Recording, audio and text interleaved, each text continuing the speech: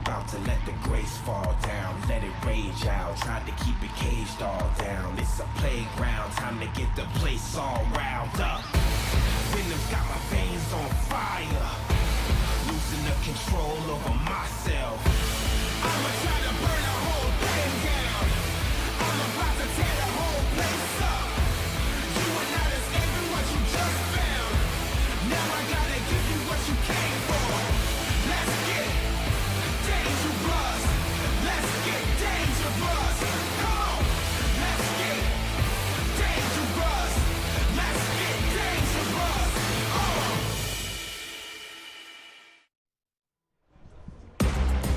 Quarterback Joe Webb leads the Houston Texans into the final regular season tune-up tonight at NRG Stadium. And even though J.J. Watt isn't going to play, that doesn't mean memories aren't going to be made for kids and fans alike. And maybe head coaches too. Sean McVay and Bill O'Brien getting ready for the regular season as they meet to close out preseason 2019. And welcome to 2019 Houston Texans preseason football presented by Mattress Firm. When the Texans win, you win at Mattress Firm. Tonight from NRG Stadium, it's the final NFL preseason matchup for your Houston Texans against the Los Angeles Rams. Good evening, everybody. I'm Kevin Kugler. Welcome to the final game of the 2019 preseason. You know, NFL pundits will tell you that fourth preseason game doesn't matter. But to the guys that are playing on the field tonight, this game could mean everything. It could mean the difference between having a career in the National Football League or seeing your football dreams come to an end. And the Texans are going to keep a close eye on several undrafted rookies who are trying to continue their dreams here tonight. They're hoping to make a list of undrafted rookies that have made that 53-man roster under Bill O'Brien. Some familiar names on this list, guys that are not only undrafted rookies on the roster in those respective years, but that'll be helping out the Texans in New Orleans to start the regular season here in 2019. Working with me tonight is former Houston running back Spencer Tillman. And Spencer, there's a lot of position battles to watch tonight. Maybe none more important than at running back, where the Texans, of course, lost Pro Bowl running back Lamar Miller last week in Dallas. He's out for the season. A couple of undrafted rookies trying to take advantage of an opportunity at running back. Partner, I think this fits our setting. In the streets, they say pressure will make a pipe bust, right? Incorrect English, but nothing correct about what needs to take place tonight. An over-the-top performance by those two undrafted free agents, Karan Higdon and Demarie Crockett. One of those guys has to step up. If they do it from scrimmage or from special teams, they could displace the other. What makes this particularly entertaining is that this is the game. The build-up to it has been that close. I like these two. I like Demarie Crockett to be an every-down guy, but right now, Higdon has the edge because he's a better special teams player. And it's rare that it comes down to one final preseason game. A sliver of daylight between the two could mean the difference between making a roster and going home and seeing your football career put on hold. Much more to come as we get started in the final preseason game of 2019. The Texans and the Los Angeles Rams, and the Texans Television Network will continue from Houston after these messages. This broadcast is brought to you by Mattress Firm. When the Texans win, you win at Mattress Firm. By Reliant, the official energy provider of the Houston Texans. By your local Ford dealers. Ford is the best in Texas. And by Verizon, America's most reliable network. Tonight's broadcast is brought to you by Xfinity as we welcome you back to NRG Stadium alongside Spencer Tillman. I'm Kevin Kugler. Time to welcome in the third member of our crew. Here's Drew Dorff. That's right. You guys talked about those position battles to watch tonight. Tight end is certainly one of them, and it's a spot where the Texans expect improvement numbers-wise this year over the last few. You got 5 guys who are all very capable, all have an argument to make as to why they should make this team, but maybe only 3 or 4 tops are going to make it. So keep your eyes on Darren Fells. They added him as an off-season free agent. He's been around. He played basketball overseas. He did not play football in college. This is a fascinating dude, and he's caught 10 touchdowns combined over the last 3 seasons. You haven't seen production like that from a Texans tight end since Owen Daniels, but he was brought in as a blocking tight end. He jokes, hey, I'm a left tackle. I'm a right tackle. The guy can catch touchdowns, and the 3 quarterbacks who have thrown him touchdowns, all #1 overall picks in Carson Palmer, Matthew Stafford, and Baker Mayfield. Guys? Well, the funny thing is, he was telling us yesterday that blocking is what got him cut initially from the National Football League as a former basketball player. He didn't really understand blocking until coaches explained it to him in basketball terms. Then he started to pick it up. It started to make sense, spacing and how the ball moves faster than the body, all of those factors that it comes natural to you as a basketball player, something that was a little bit atypical in terms of applying it from a football standpoint, but boy, he sure has done it well. Johnny Dixon, the deep man, awaiting the kickoff, and that'll sail through the end zone for a touchback. And the Texans offense will hit the field, and we'll see Joe Webb in his final preseason start at quarterback. The numbers in this preseason: 534 yards passing, a couple of touchdowns, and 5 interceptions. We'll just see exactly what Joe Webb has around him tonight. That offensive line is going to be tooled a little differently. You've got Marquise Shakir, who is your starting center tonight, and over at left tackle, a spot that's been a lot of discussion for the Texans all preseason, you've got Rick Leonard starting at left tackle tonight. And you've got a flag before we do anything. There's no foul for illegal participation. First down.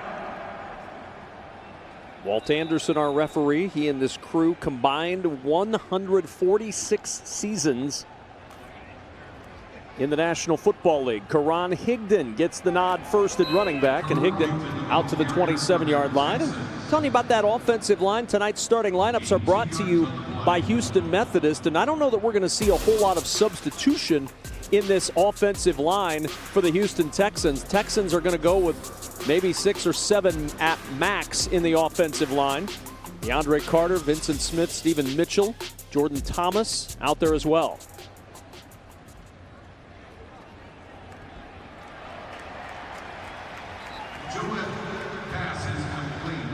First down from Webb, and a first down for the Texans. Nice little check down right. Joe Webb going to his tight end early. I think you're going to see this as a reoccurring theme throughout the season.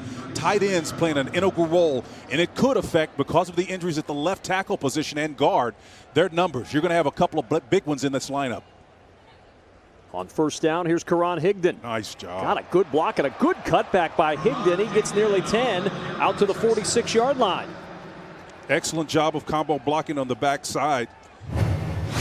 Malcolm Pridgham, watch him pull and go up in the if block in there that allows Higdon to get through that hole. The off guard doing an excellent job of moving, showing some athleticism to allow that former Michigan Wolverine to get up in there and do what he does best. Well, we talked about them both in the preseason. As you get a look at Christian DeLauro on the edge of that line, both backs in the lineup right now as Webb is airing it deep down the right sideline looking for Johnson, and Tyron Johnson can't pull it in inside the 10. Partner, we talked about at the top of the show, Tyron Johnson is one of those guys battling for a wide receiver position as well. We know he's got speed, but concentration, a factor. We know that Joe Webb can put this ball in a dime. He dropped one in week 2 in the corner for a touchdown. I think this is just a concentration issue. That ball was there. He allowed the defender to get his hands on his hands. You got to go fight that one. That's a 50-50 ball. You got to win that battle. Darius Williams out there on the coverage, second-year man from UAB. Third down and 1. Higdon plows up the left hash to get the first down. So Karan Higdon has had the bulk of the early carries, the undrafted rookie signed by the Texans out of Michigan this year.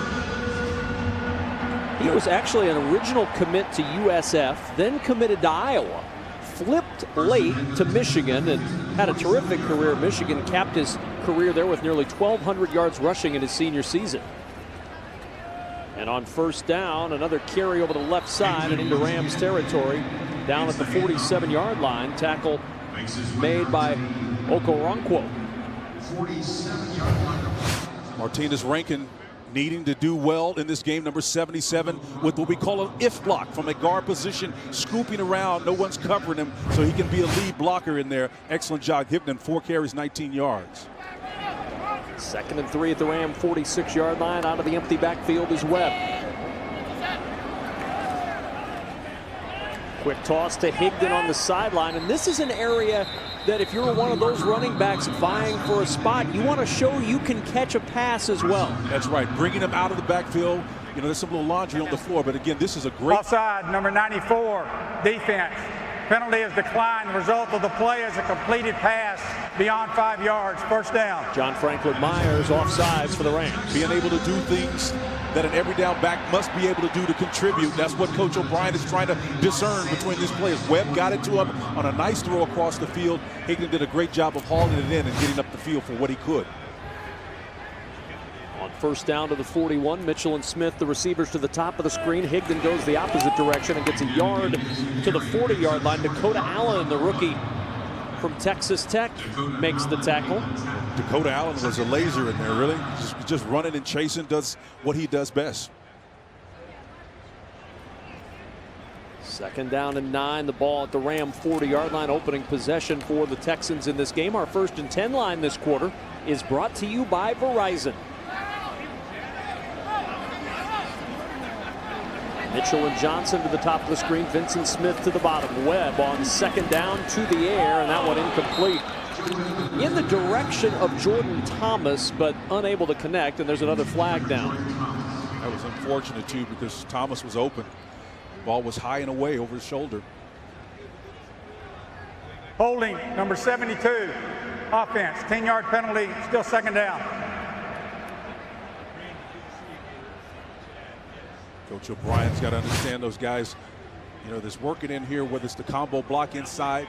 You got to keep those hands in a position where you're not grabbing guys, and it's tough to see sometimes. I don't know if Leonard should have been called for that one. That was, in my mind's eye, a little bit questionable.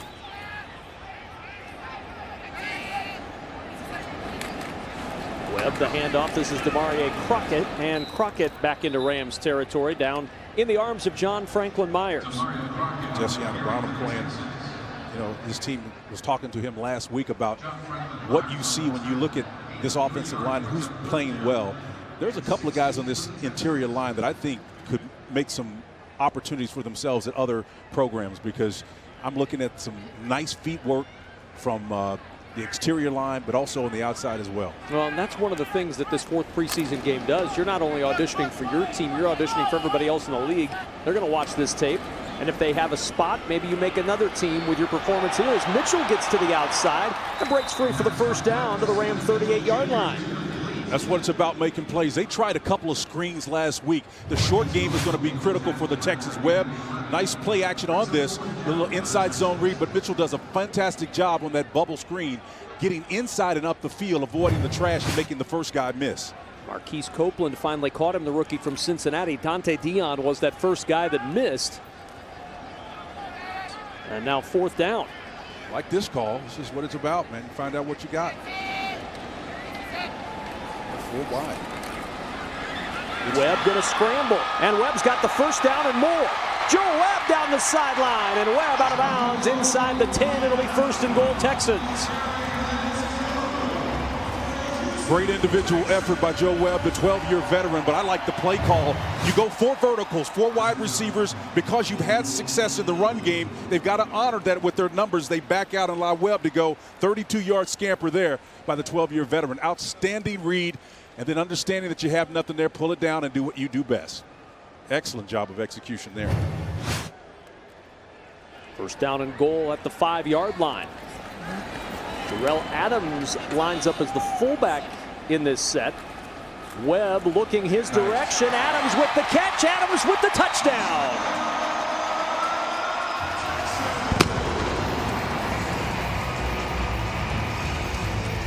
The 5-yard touchdown capping the opening drive for Houston, and the Texans jump on top 6-0. Kendrick Cup was trying to defend from his linebacker position, but again, excellent body control by Jarrell.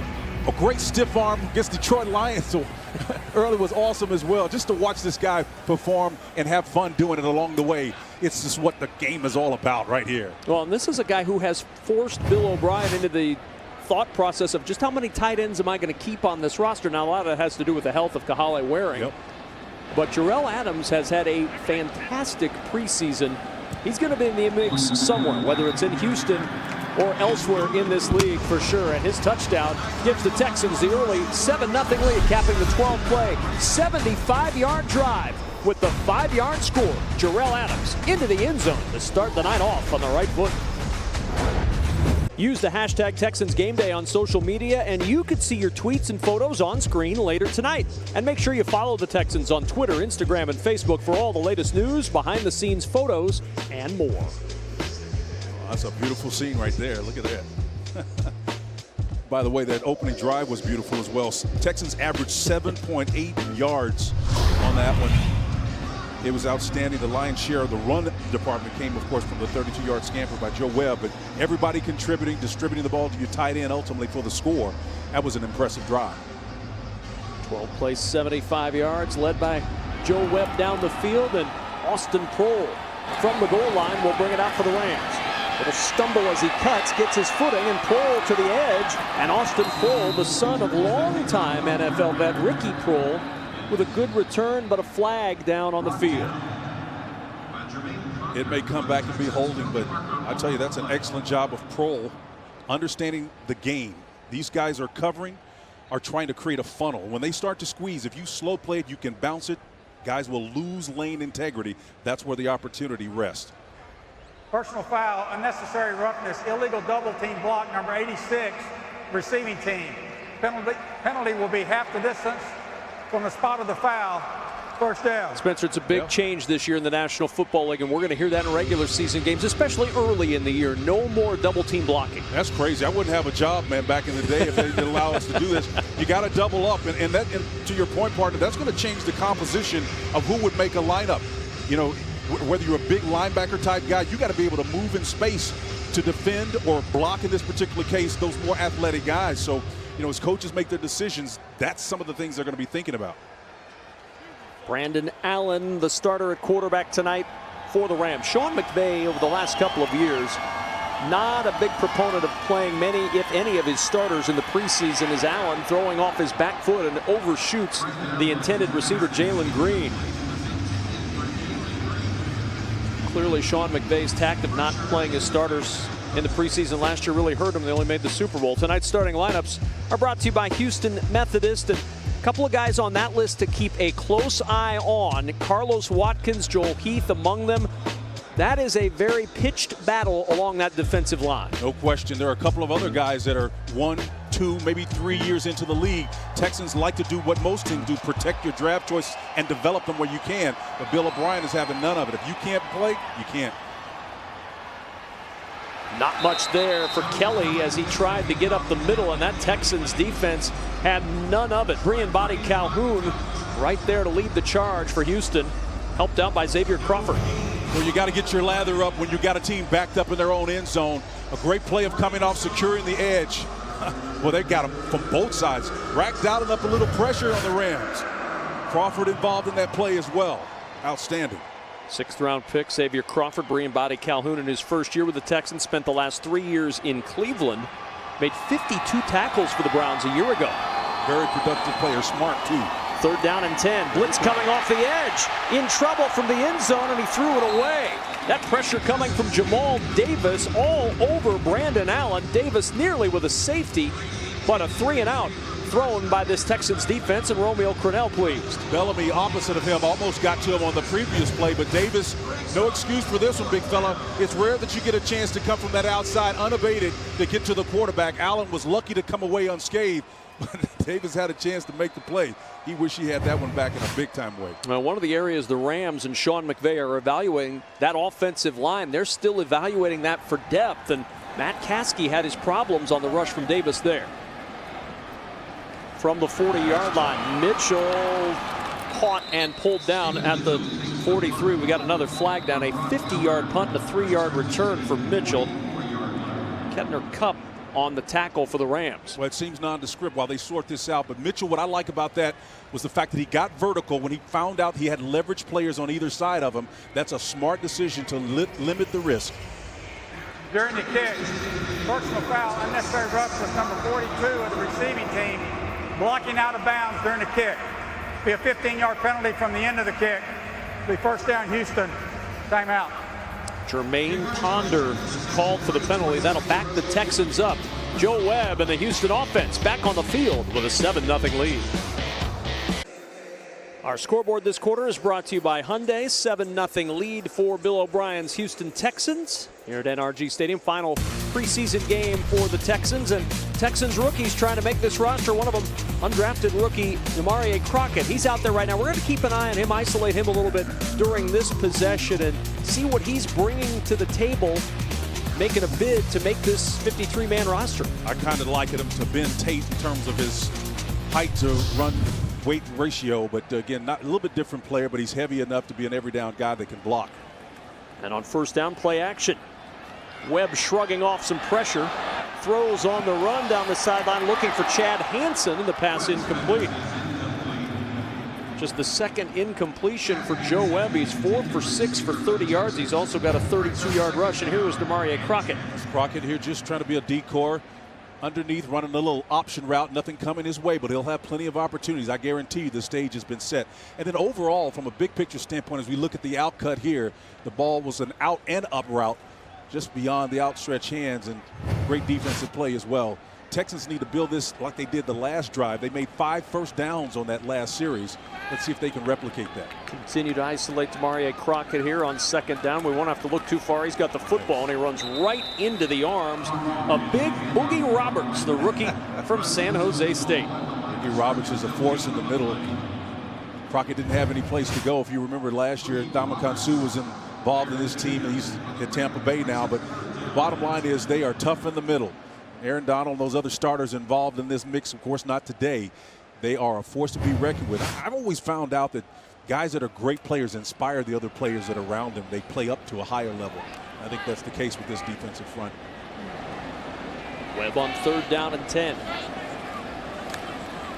Pressure coming, throwing it to the sideline, and Hansen, who came back to get it, but he's short of the first down at the 34-yard line by just a yard. I love the way Hansen navigated that. That's not a weak throw. In other words, when you're throwing across inside the hash all the way to the outside, even though you don't move the chains, that's a big-time throw. A lot of water in between that. Hansen came back and got it, and got as much as he possibly could. Webb kept his eyes upfield long enough to control that safety so he couldn't close on him, because the danger in is if you don't get it there in time or doesn't have enough on it, it's a house shot to the other direction. That's for sure. It's an interception easy.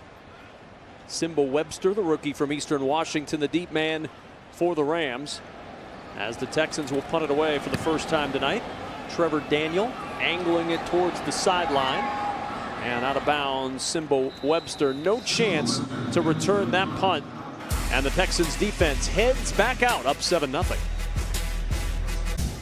Position battles we're watching tonight on the defensive line. These are the guys on the line. I think number 99 is safely on the roster, but you're keeping an eye on those guys, Spencer. Right there in the middle, Carlos Watkins, Joel Heath, Angelo Blackson.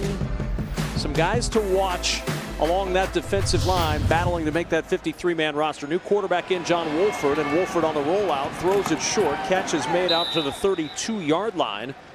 Goes Johnny Munt. Tackle made by Terrell Adams. Carlos Watkins out there as well.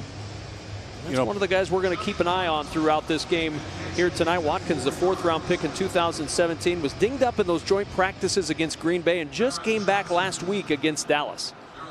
Well, this is a pivotal time for him in his year. As you pointed out, 4th-round pick. He nears that 3rd year, which is a pivotal year. You have to define yourself in those situations or you become expendable. John Kelly from the 32 to the 34. You know, we're looking at that line. There's Watkins there. You know, he's been active from time to time. Again, it's tough. Treading down it, does a nice job with the pole move, the extended right arm to get some separation. Ball went away from him, but he held his own. It's all about integrity and controlling your gaps and responsibility. But once you identify where the ball is going, it's about shedding and releasing. And that guy right there is about as good as it gets, number 99, at doing it. So on 3rd down, Watkins leaves for the moment. 3rd and 4 at the 34. Cordero Hodge in motion for the Rams. Wolford looking, open, Hodge with the catch. A flag is down, and a first down into Texans territory if it stands at the 48 of Houston. Body Calhoun was in the trail technique there. Excellently thrown ball. Pass. Holding number 28. Defense. Penalty is declined. Result of the play is completed pass. First down. That's Xavier Crawford who was called for the hold, and Kadero Hodge, who's in a battle with Jalen Green for a wide receiver spot, makes a nice catch. Well, Crawford was away from the ball where it went, but you can see everybody's in man coverage underneath. So it's man straight across the board. These are about individual battles, and you've got to win yours. And movement up front, Tracy Sprinkle locking up with Matt Caskey.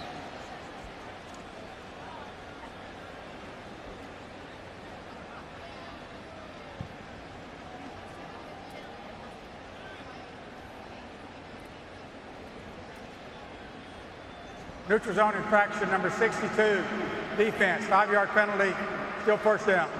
The Sugar Land native Walt Anderson with the call against the hometown team. Yep, Walt's been around a long time. He's one of the best ever, man, to do it. He's like yesterday's wine. He gets better with time, man. It's assuming there's any wine left over. Movement again as Sprinkle. Now that will get you an apple on the road map. Not once, but if you do it twice, man. Neutral zone infraction number 62, defense, 5-yard penalty, first down. Fourth penalty of the quarter on the Texans, second consecutive on Tracy Sprinkle. Well, Bill O'Brien was telling us just yesterday, what I want are smart guys, tough guys, and guys that understand how we do things around here. He's not going to be beholden to where you're drafted. Not that that's applicable in this case, but Sprinkle's got to have the mindset. He's got to hold his water and be disciplined to give himself a chance to impress. 10 free yards for the Rams, 1st and 10 at the 38-yard line. And the first down carry for Kelly. Penetration blowing up the run game, and the Texans got plenty of penetration there. Terrell Adams leading the way. Terrell Adams, number 50, boy, was coming like a heat-seeking missile from distance right through here. Watch him get in there and blow that play up, showing you what it's like reading and reacting. He read like a computer that time. No mistakes, depth in his path. You know, a lot of times guys will come inside and out and they'll lose leverage, allowing an athletic back to cut underneath them. Nothing doing on that play. That's been a good camp battle as well. Terrell Adams and Peter Kalambayi. It has. Kalambayi's a great player. 2nd and 14 over the middle. Hodge is open, and Hodge has the first down. Big hit leveled at the end of the play by A.J. Hendy, but a nice throw from John Wolford and a strike to Kadero Hodge. 19 yards later and a first down for the Rams. That's just a dart by Hodge. You know, he set back and found that little nice window in that zone coverage, and he kept it high, just exactly where it needed to be. A well-thrown ball. Hodge and Webster, the receivers, to the top of the screen. Wow. Wolford in some trouble, and Wolford aiming it for the end zone. Almost caught by Simba Webster, and it's incomplete. That play looked like it was going nowhere, and it nearly turned into 6 points. One of the reasons why it was an errant pass thrown and didn't make it was Davin Bellamy. You know, he showed great athleticism on the backside away from this play. It's, again, man coverage, which is going to see the majority of what Rack is going to be running, particularly as you get closer in. He's going to not shy away from asking his guys to step up and play at another level. 2nd down and 10 at the 23.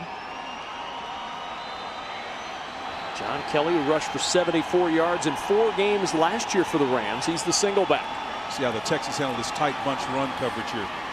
Kelly trying the right side, tumbles down at the 20 with a pickup of 3. You know, the Rams love to get in that bunch formation where they give you kind of like what they used to call a teacup. That's a old June Jones term where the guys get together 3 and give you a pass type concept, but they're actually going to run power out of it. Texans did a great job of bunching it up and shutting it down. He's just one of the brightest minds in the game right there, boy. He's sharp.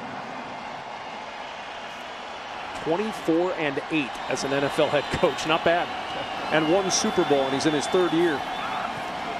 Wolford to the air again to the sideline. Good tackle in the open field by Brian Body Calhoun, but it looks like Jalen Green got just enough to get the first down. Yeah, Jalen Green knew where the sticks are, and that's a disciplined play. Body Calhoun just wasn't there.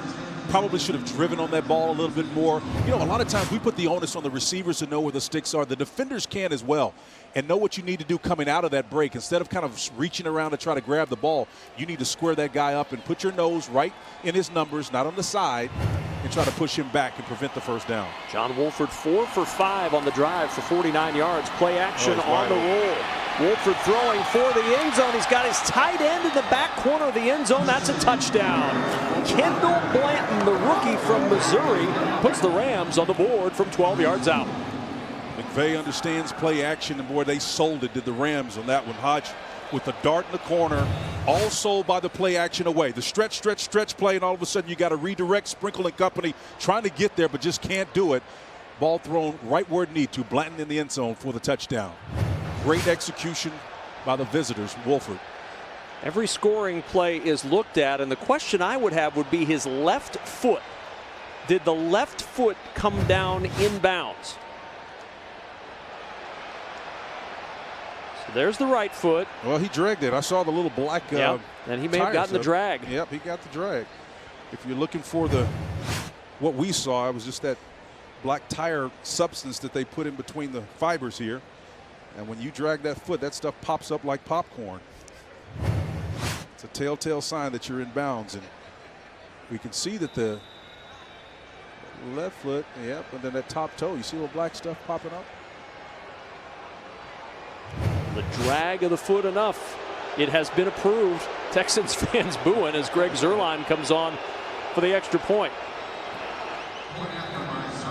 And this game is all tied up with 2:11 remaining in the first. Rams 7, Texans 7, and now a word. 7-7 our score here. We saw Jarrell Adams get the Texans on the board on their opening drive in this game, and our Intel TrueView view of this touchdown. This is pretty cool, Spence. Yeah, he's isolated here, and again, the linebacker who's supposed to cover him falls down, but look at the athleticism he shows.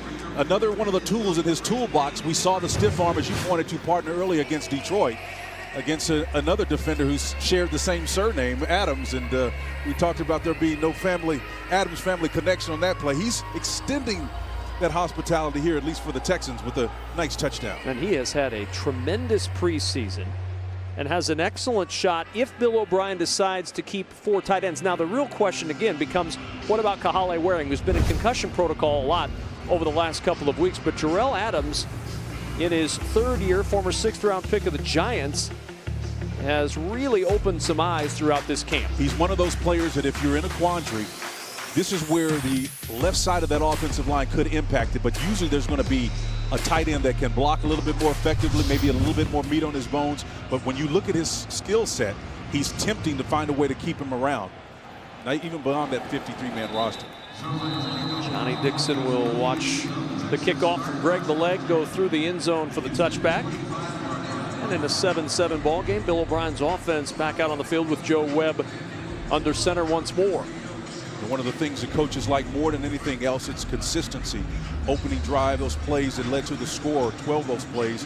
It was a 3-and-out the last time the Texans had an opportunity, so it's either feast or famine so far. Let's see if they can flip the script and get them back on a long drive. With that 5 first downs on the opening drive, ended in a score. Karan Higdon in the backfield now.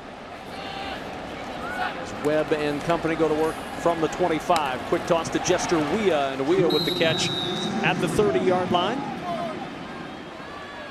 Pickup of 6 as they give him progress to the 31, and good start to the drive. Yeah, I love Weah, how he turned, got his body upfield immediately. You know, a lot of times guys get lazy or either just lack the athleticism to turn immediately after they get the catch, but it protects them from a potential defender jarring the ball out.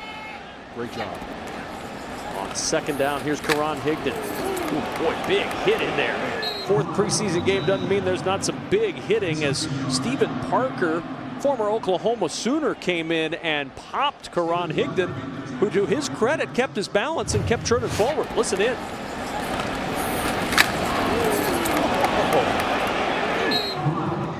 That'll put it in your watch pocket right there, man. You got to understand that they're coming.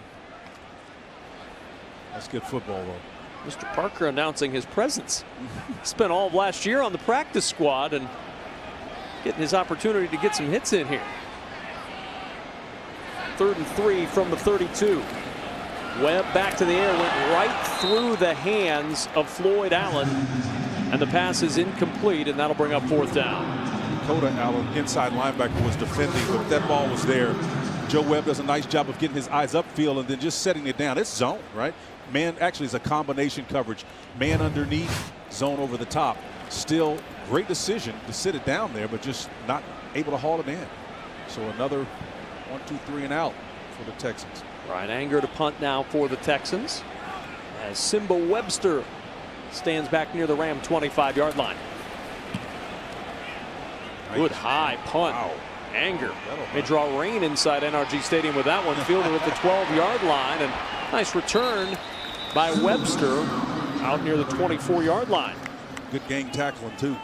56-yard punt for Brian Anger.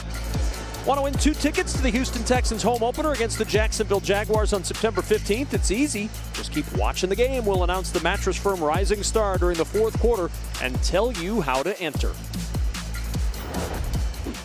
Always like these 4th games because you know there's going to be a star. Somebody's going to do something over the top to differentiate themselves so they can make a shot and be a great story for the year. And last year, Dylan Cole, a couple years ago, Dylan Cole was the guy that was undrafted free agent, former running back.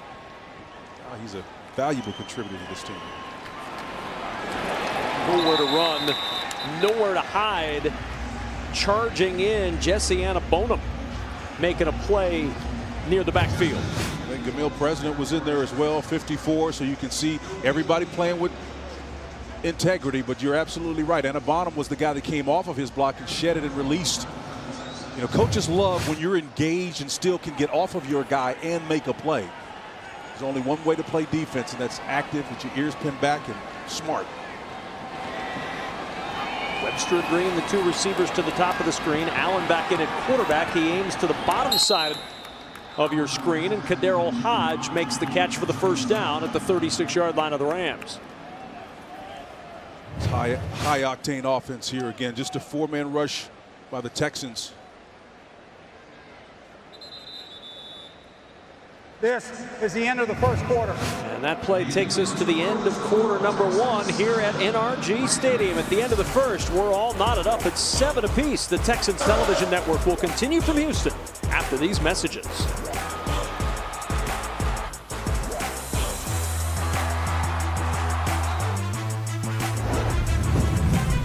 Our game stats after 1 quarter are brought to you by Reliant.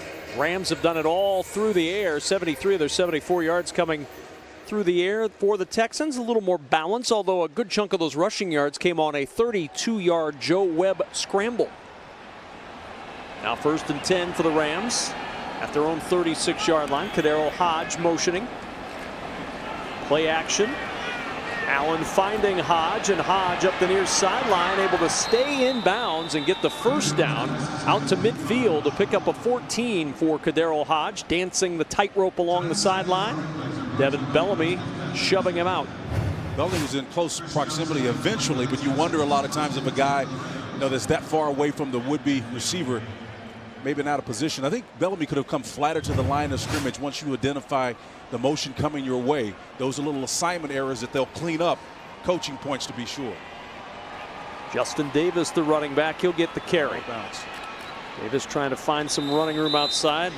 Ran into the arms of Terrell Adams again. Adams has been all over the place. Walter Palmore got a piece of that tackle as well, but boy, Terrell Adams flying around the field. Yeah, you know, sometimes there are unsung heroes on every play. That play was turned in because Devin Bellamy, number 48, maintained his edge and set the edge and turned that play back inside. Had he been hooked, the ball carrier would have bounced that outside, but that's what you call playing defense with integrity.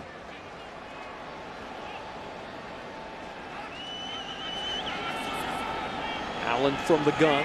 Motion from Johnny Munt.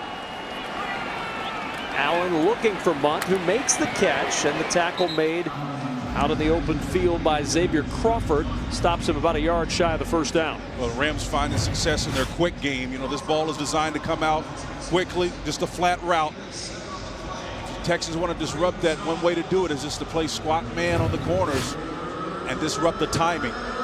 If you can get any kind of penetration up front, one thing that will destroy a play, to be sure, is that penetration up front by the heavies. Xavier Crawford at Central Michigan in his senior season, 24 tackles. He was a 6th round pick of the Texans in this year's draft. 3rd down and a yard. Davis will get the carry, looking for the first down. He's got the first, and he's down at the 38-yard line in the arms of Jameel President. One of the reasons why that run was made successful is because Allen is 3 for 3 through the air for 33 yards prior to that. So they've got the Texans concerned about the throw game, the short game. In this particular case, when you create what they call run-pass conflicts, that's where it's 3rd down and 2. You're not sure if they're going to run or pass because they could do either one with that guy right there. Because he reminds me of a very, very, very young guy Mike Holmgren, who would throw it on a first down, would frustrate our defensive coordinators in practice all the time. He had a totally different mindset about offense. From the 38-yard line on first down, Allen with time throws it short. Good tackle again by Terrell Adams. Nowhere to go for Justin Davis and a flag down. Chandler Brewer, the guard, number 67, mounted the Texan. Number 67. Offense, 10-yard penalty, still first down. Yeah, he's had a good camp too. That's Chandler Brewer, the rookie out of Middle Tennessee State, but he got caught with the hold, kind of a pancake hold here. Yeah, sometimes when the guys got your hands and they're slapping them away and you get them down on the ground, you kind of take your time getting up. You mount them and you kind of just lazy. You don't want to get up fast. But Sean McVay, we've talked about the offensive line. He's looking for depth. He's got another tough decision that he and his staff will have to make as to who's going to be this 3rd quarterback. We've seen Brandon Allen. We've seen John Wolford. Both have looked good tonight at that Rams quarterback spot. Of course, Jared Goff will be the starter. Blake Bortles the backup. First down and 20, and that one deflected and intercepted. Picked off by Jesse Anabonum. And that ends the Rams' threat.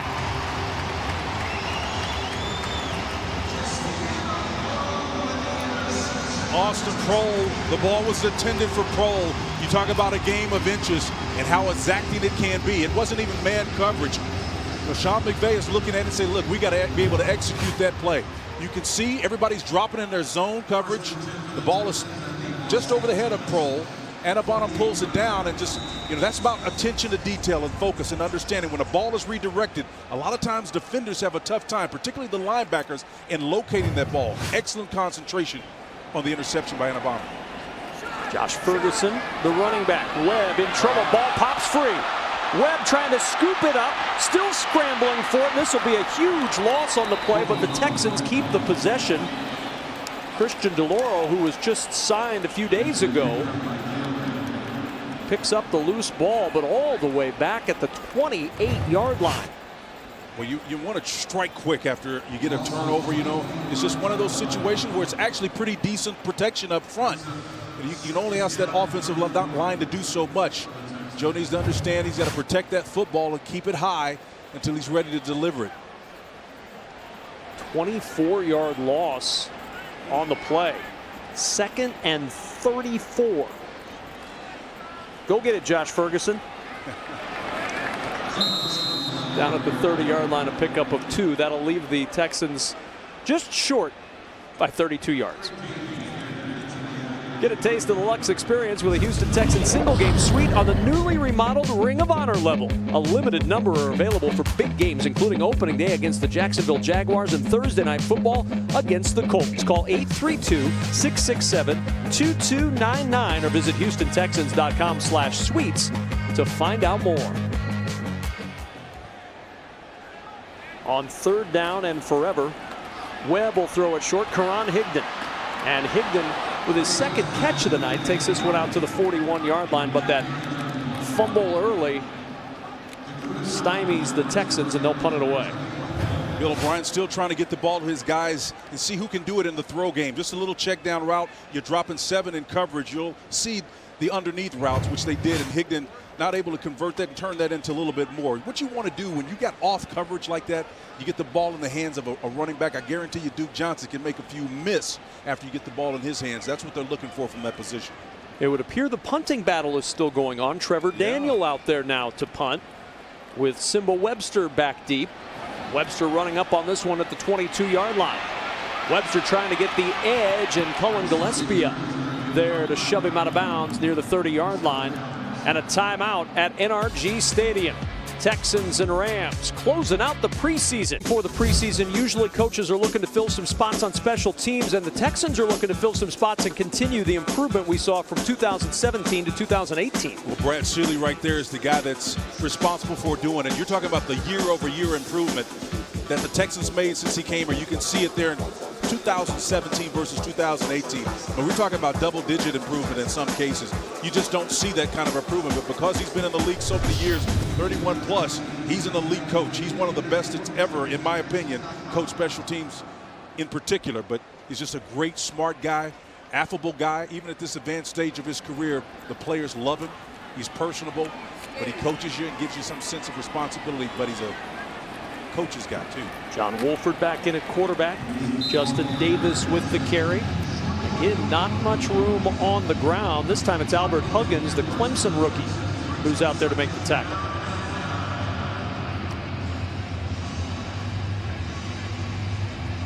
Texans are facing a very balanced attack. When you look at Huggins and company, they're facing a Rams team that 8 runs so far, 12 passing, so they got 94 total yards, and they mix it up in a way that they keep you on your heels and keep you honest.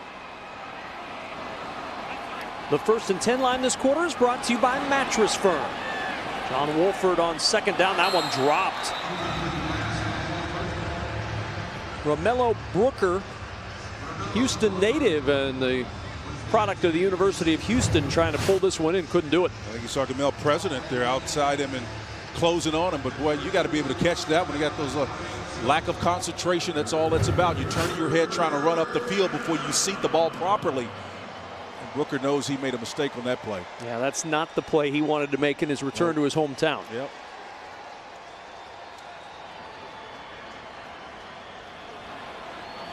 Third down and 9. Texans look like they're just rushing 4. They're content to play coverage. Wolford to throw with time over the middle. That's dropped by Davis. 2 drops by the Rams in the possession, and the punt team will come on for LA. You see inexperience, lack of concentration. Wolford's not being helped out by his supporting cast. He's had members in the backfield as well as the receiving corps drop passes on successive plays. Very un-Ram-like. On to punt comes Brock Miller after you look at that one. Tipped at the line, but still hit Justin Davis right in the hands. Right square in the hands. I mean, there's no excuse for that, despite the tip. See how these gunners do on the edge. Miller, the left-footed punter. Oh, he uncorks a good one. Mitchell at the 16-yard line. Spins away. Mitchell able to keep his feet, and Mitchell gets positive yardage out to the 20. Flag is down, though, upfield after the 53-yard punt from Brock Miller.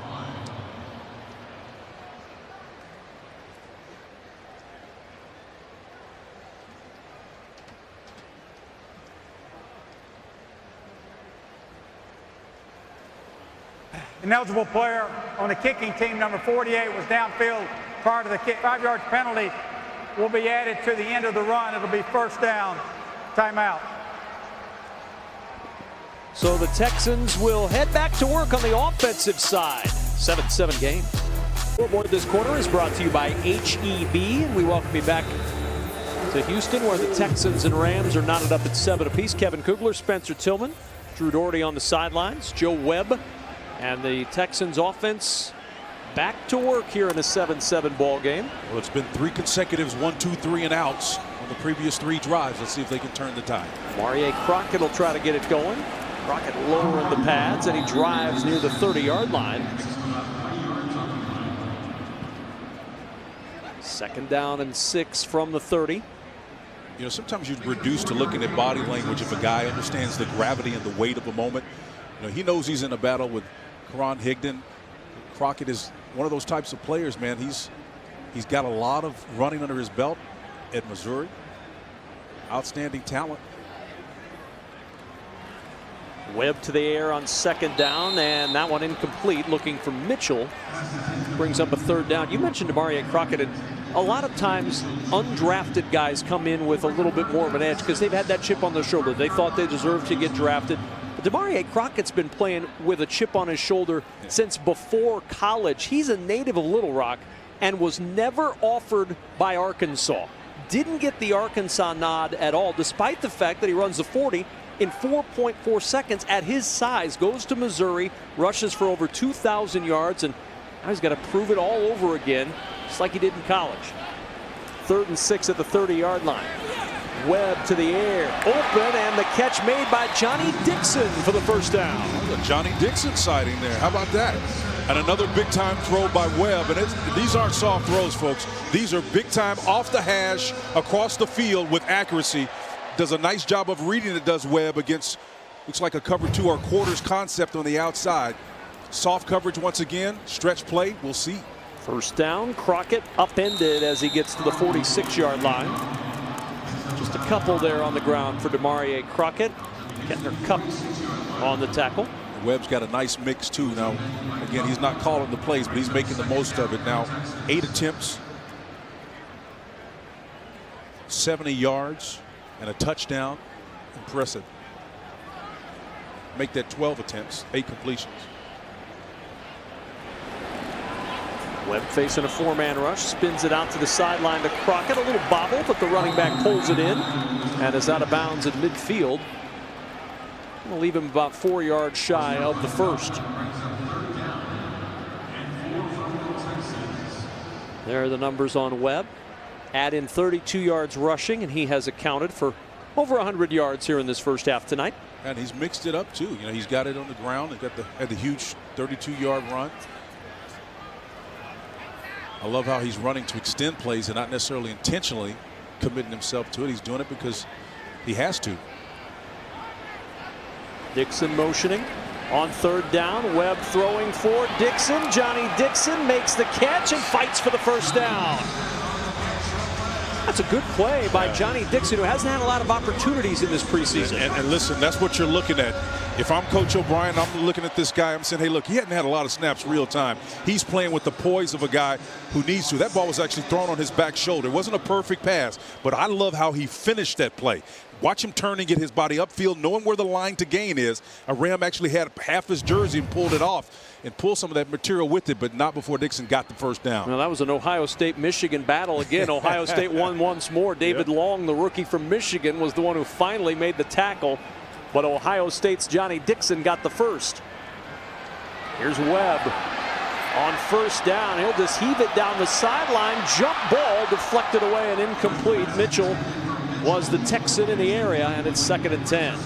Yeah, that one just took way too long. I mean, clearly, you know, Dixon was down there in the back against a cover 2 type look with the safety, and he turned and did exactly what he's supposed to do, get vertical, stay on the sideline, but that safety had plenty of time to get over there because the ball was up in the air so long. Well, we're not going to see that guy tonight other than on the sidelines, but we are going to see him in about a week and a half on Monday Night Football against the Saints.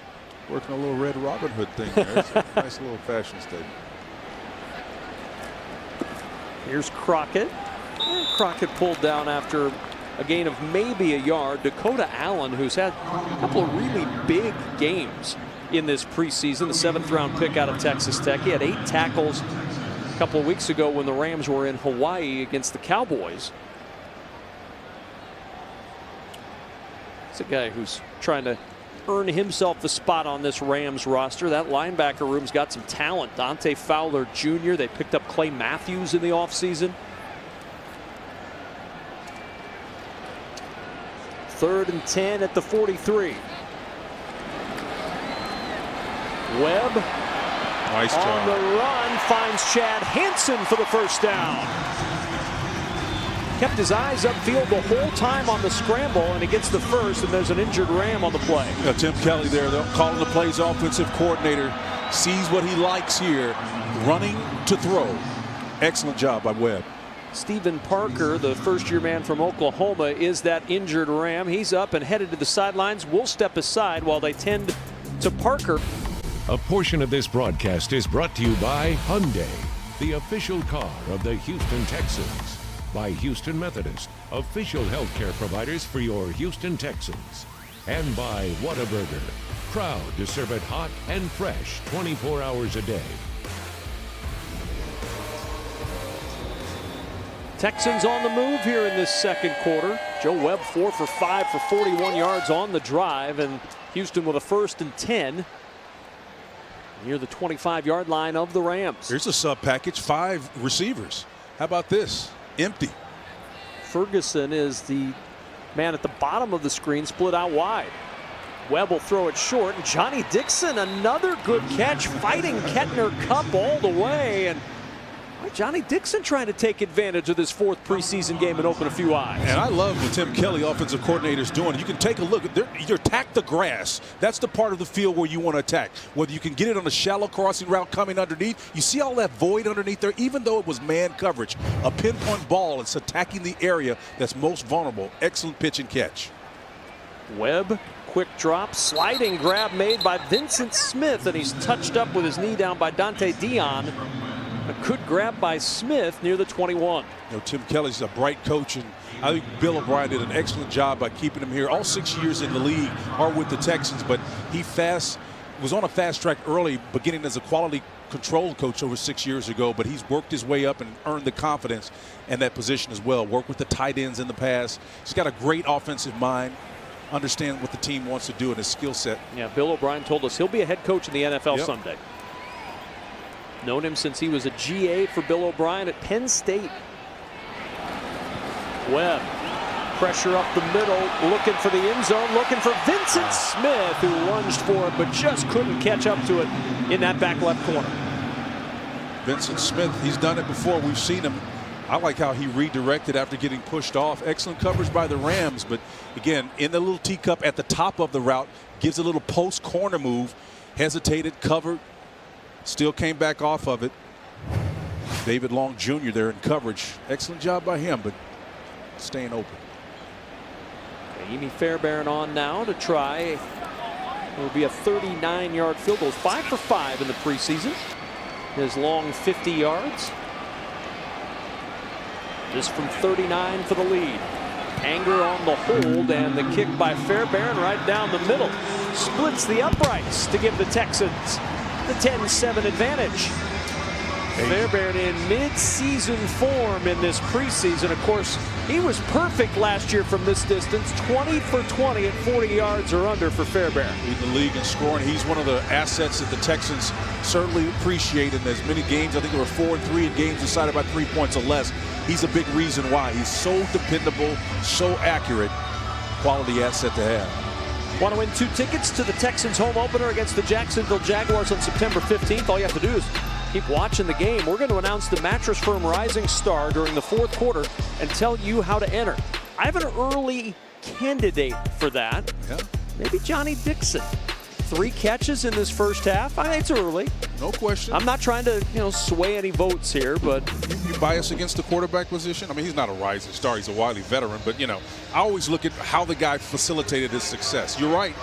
He's made great plays, but I like to see him do a little bit more after he makes that catch before I anoint him the rising star. I always start with the list of guys who played at Oklahoma, and then I just eliminate them one by one, and then we get to the rising stars. I love it.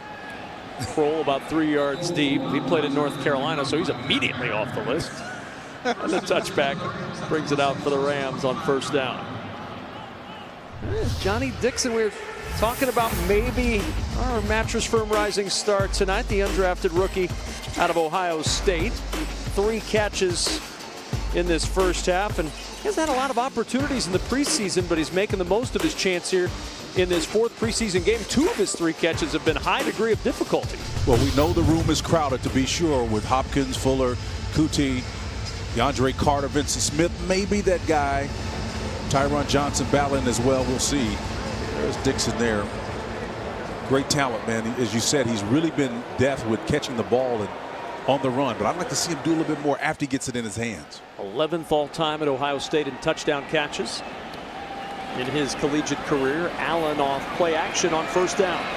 Boy, all day to throw.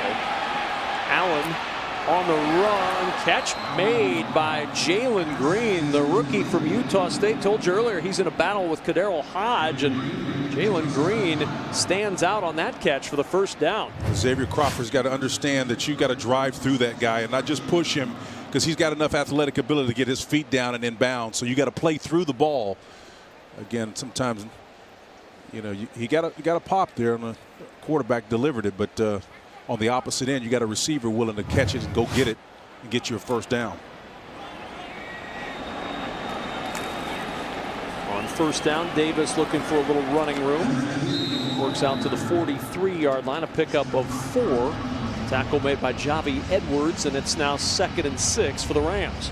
Yeah, Rams had Jalen Green coming around on a full reverse look, trying to set up something downfield later on, and looking to see the defenders who are recognizing that on the part of the Texans. Sean McVay loves to tinker around with schemes, and if he doesn't see you honoring what he's doing, he'll take a shot. Doesn't matter if it's preseason or not. You have to defend everything they do. Otherwise, they'll make you pay for it. They're just going to let this one wind down to the 2-minute warning. Entertaining first half so far. Love the energy, man. Good There's energy. a 2-minute warning. A lot of guys battling to keep their professional football dreams alive. 4th game of the preseason. Decisions to be made on both sidelines with the Texans up by 3. Miss this primetime Friday Night Lights matchup. The Houston Cougars are taking on the 23rd ranked Washington State Cougars on Friday, September 13th at NRG Stadium. Tickets start at just $29.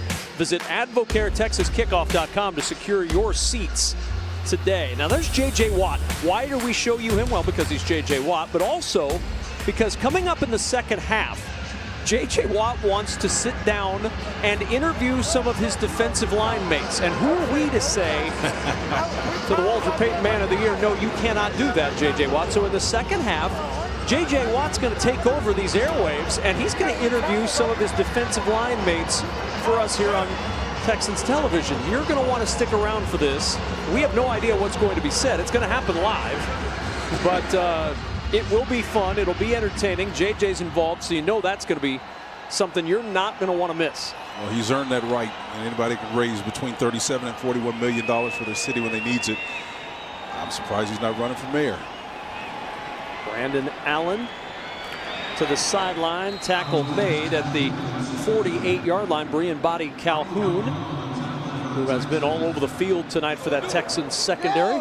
Situational defense as well. The Rams going to take a shot in terms of getting huddled up and try to use pace and tempo as a tactical advantage. Sean McVay wants to find out what he has in his group. Can they move quickly? 1st down and 10 at the 49. Brandon Allen, the quarterback right now. He and John Wolford have gone back and forth tonight. Davis, a little hop step in the backfield, gets a yard and a half or so before the tackle's made by Xavier Crawford. And a 2nd and 8 for the Rams as they hustle it up. 1:15 and counting remaining in the half. They do have all 3 timeouts. Allen with late pressure, caught, and a 1st down and more. Good fight at the end of the play by Kendall Blanton, the Missouri rookie who moves the chains. Blanton does a nice job of splitting the difference between the defenders versus it's actually a zone package.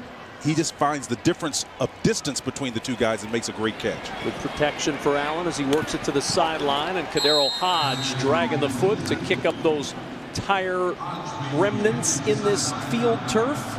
Out of bounds at the 26-yard line. Yeah, turning Jermaine Ponder around. You know, sometimes you got a good guy that can run routes and stop on a dime. Sean McVay loves that too. But as a defender, you got to be in his hip pocket and mirror him. Great defensive recovery skills. You got to be like a blanket. Rams down 3, but on the move. Still 47 seconds until halftime. Allen with a flag down, and that one's intercepted. Picked off by Jermaine Ponder. What a grab by the rookie from St. Francis. Running.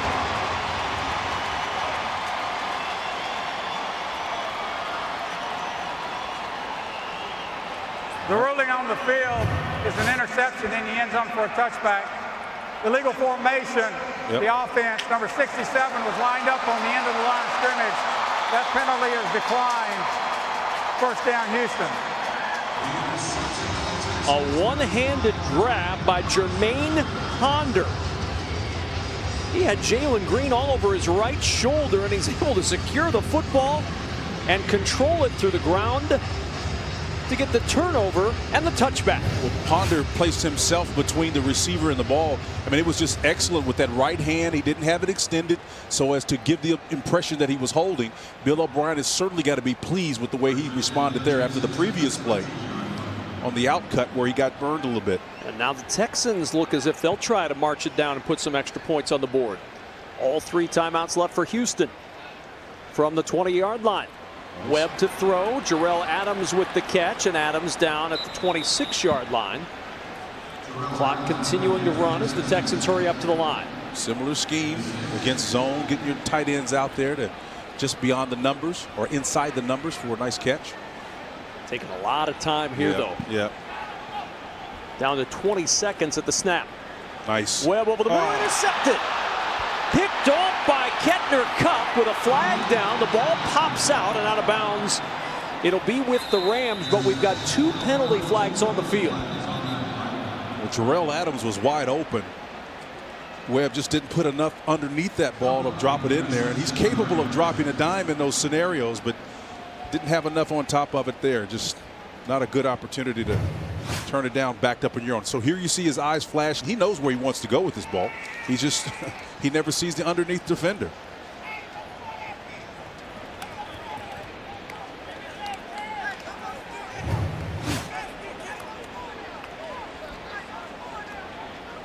Meeting all of our officiating crew. They're putting their 146 combined seasons of officiating work in this league to the test right here.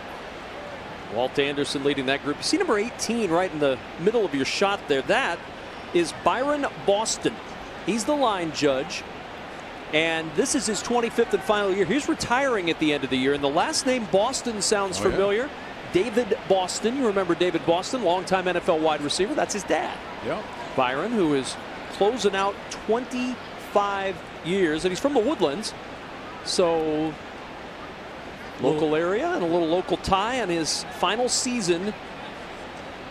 Well, at least he gets started in the regular season next week, but his preseason ends here. By both teams. Prior to the interception, illegal hands to the face, number 94 of the defense. After the interception, personal foul, unnecessary roughness, lowering the helmet to initiate contact, number 5 of the offense. Those fouls by rule will offset. We'll replay second down. Yep. The rule offsets the fouls, but the break goes for the Texans as they'll get the football back. And then coming up on the Texas Lottery halftime show, Bill O'Brien will join John Harris as they break down the X's and O's for a few special plays, and we'll take a look at Rookie Day for the Texans at the YMCA. Play the Houston Texans scratch off today for a chance to win big.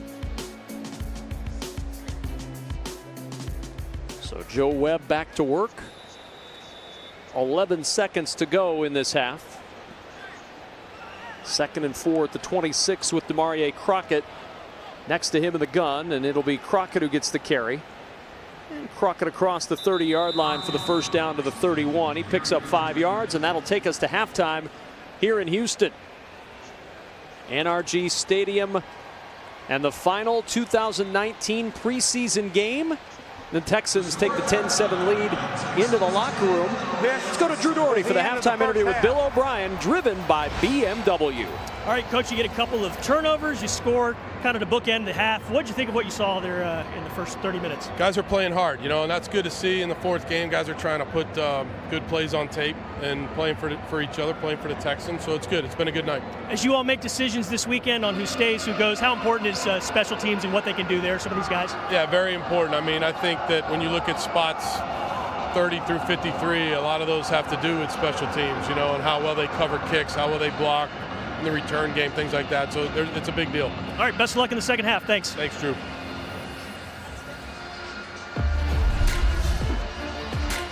That's the end of the first half with the score. Texans 10, Rams 7. Drew Doherty's got the Texas Lottery halftime show right after these messages.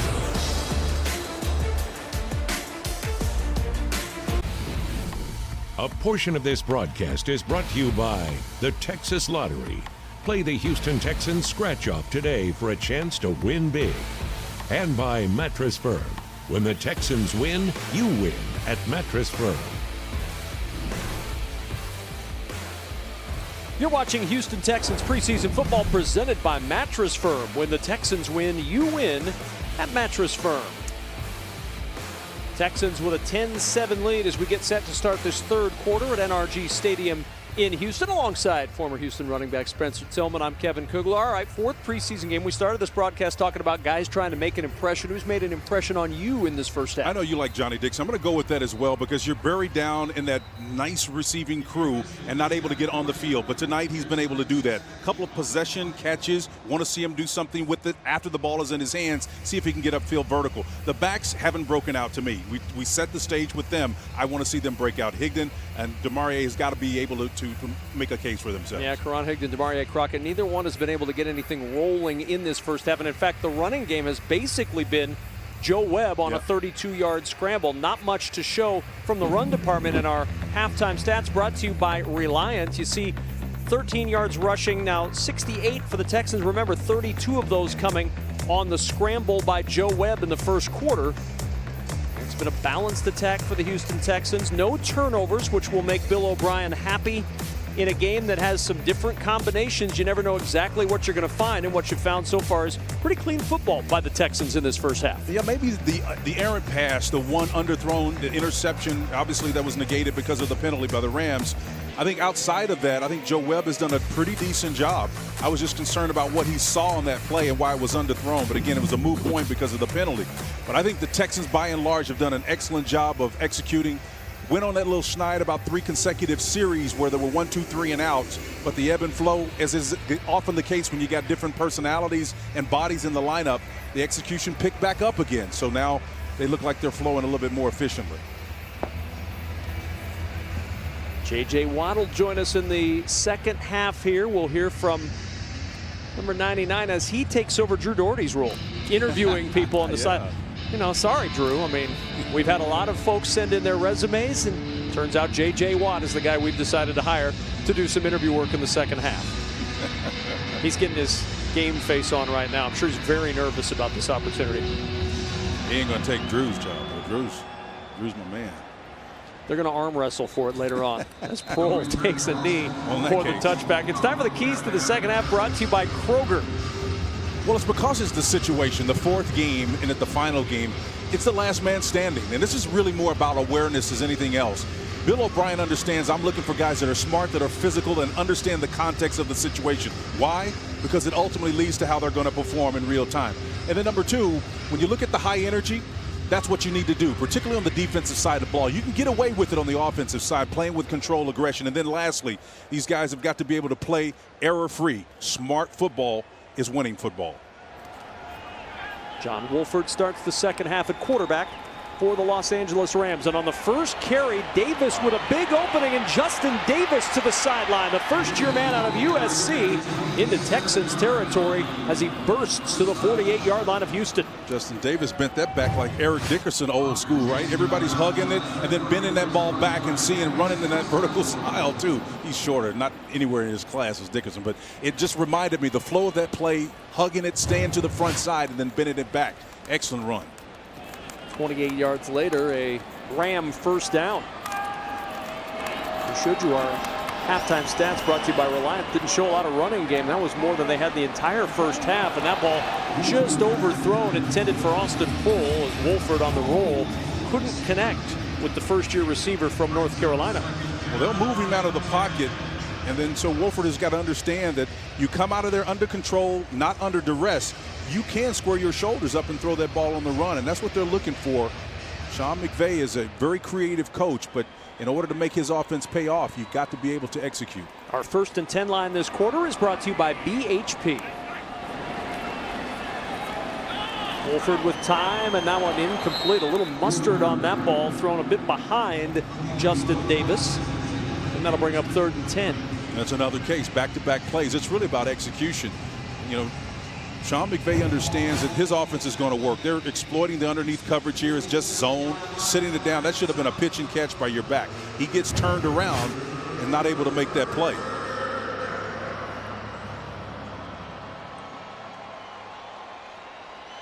All of those things will go into the conversation with Sean McVay and his staff as they evaluate each of these quarterbacks, Brandon Allen and John Wolford, battling for that 3rd spot. Wolford to the sideline, and that one incomplete.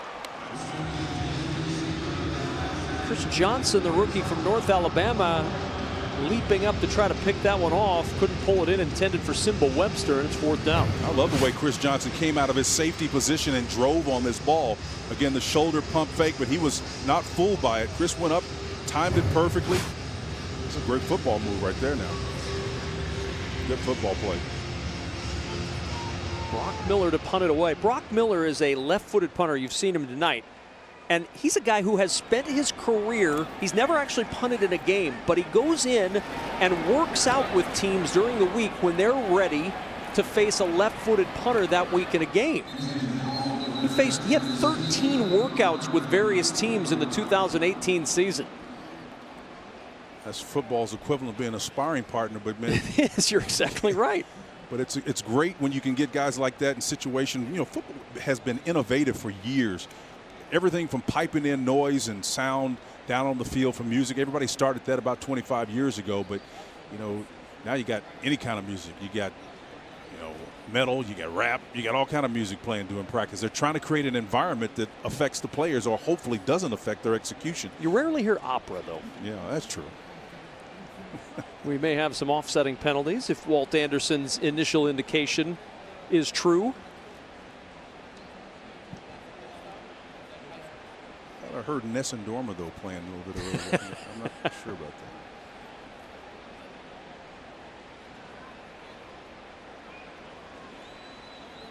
Well, special teams coach Brad Seeley's not happy There are about fouls by some. both teams. Illegal formation, number 86 of the offense. During the kick, holding number 64 of the receiving team. By rule, the receiving team has elected to replay the down. 4th down. So a re-kick.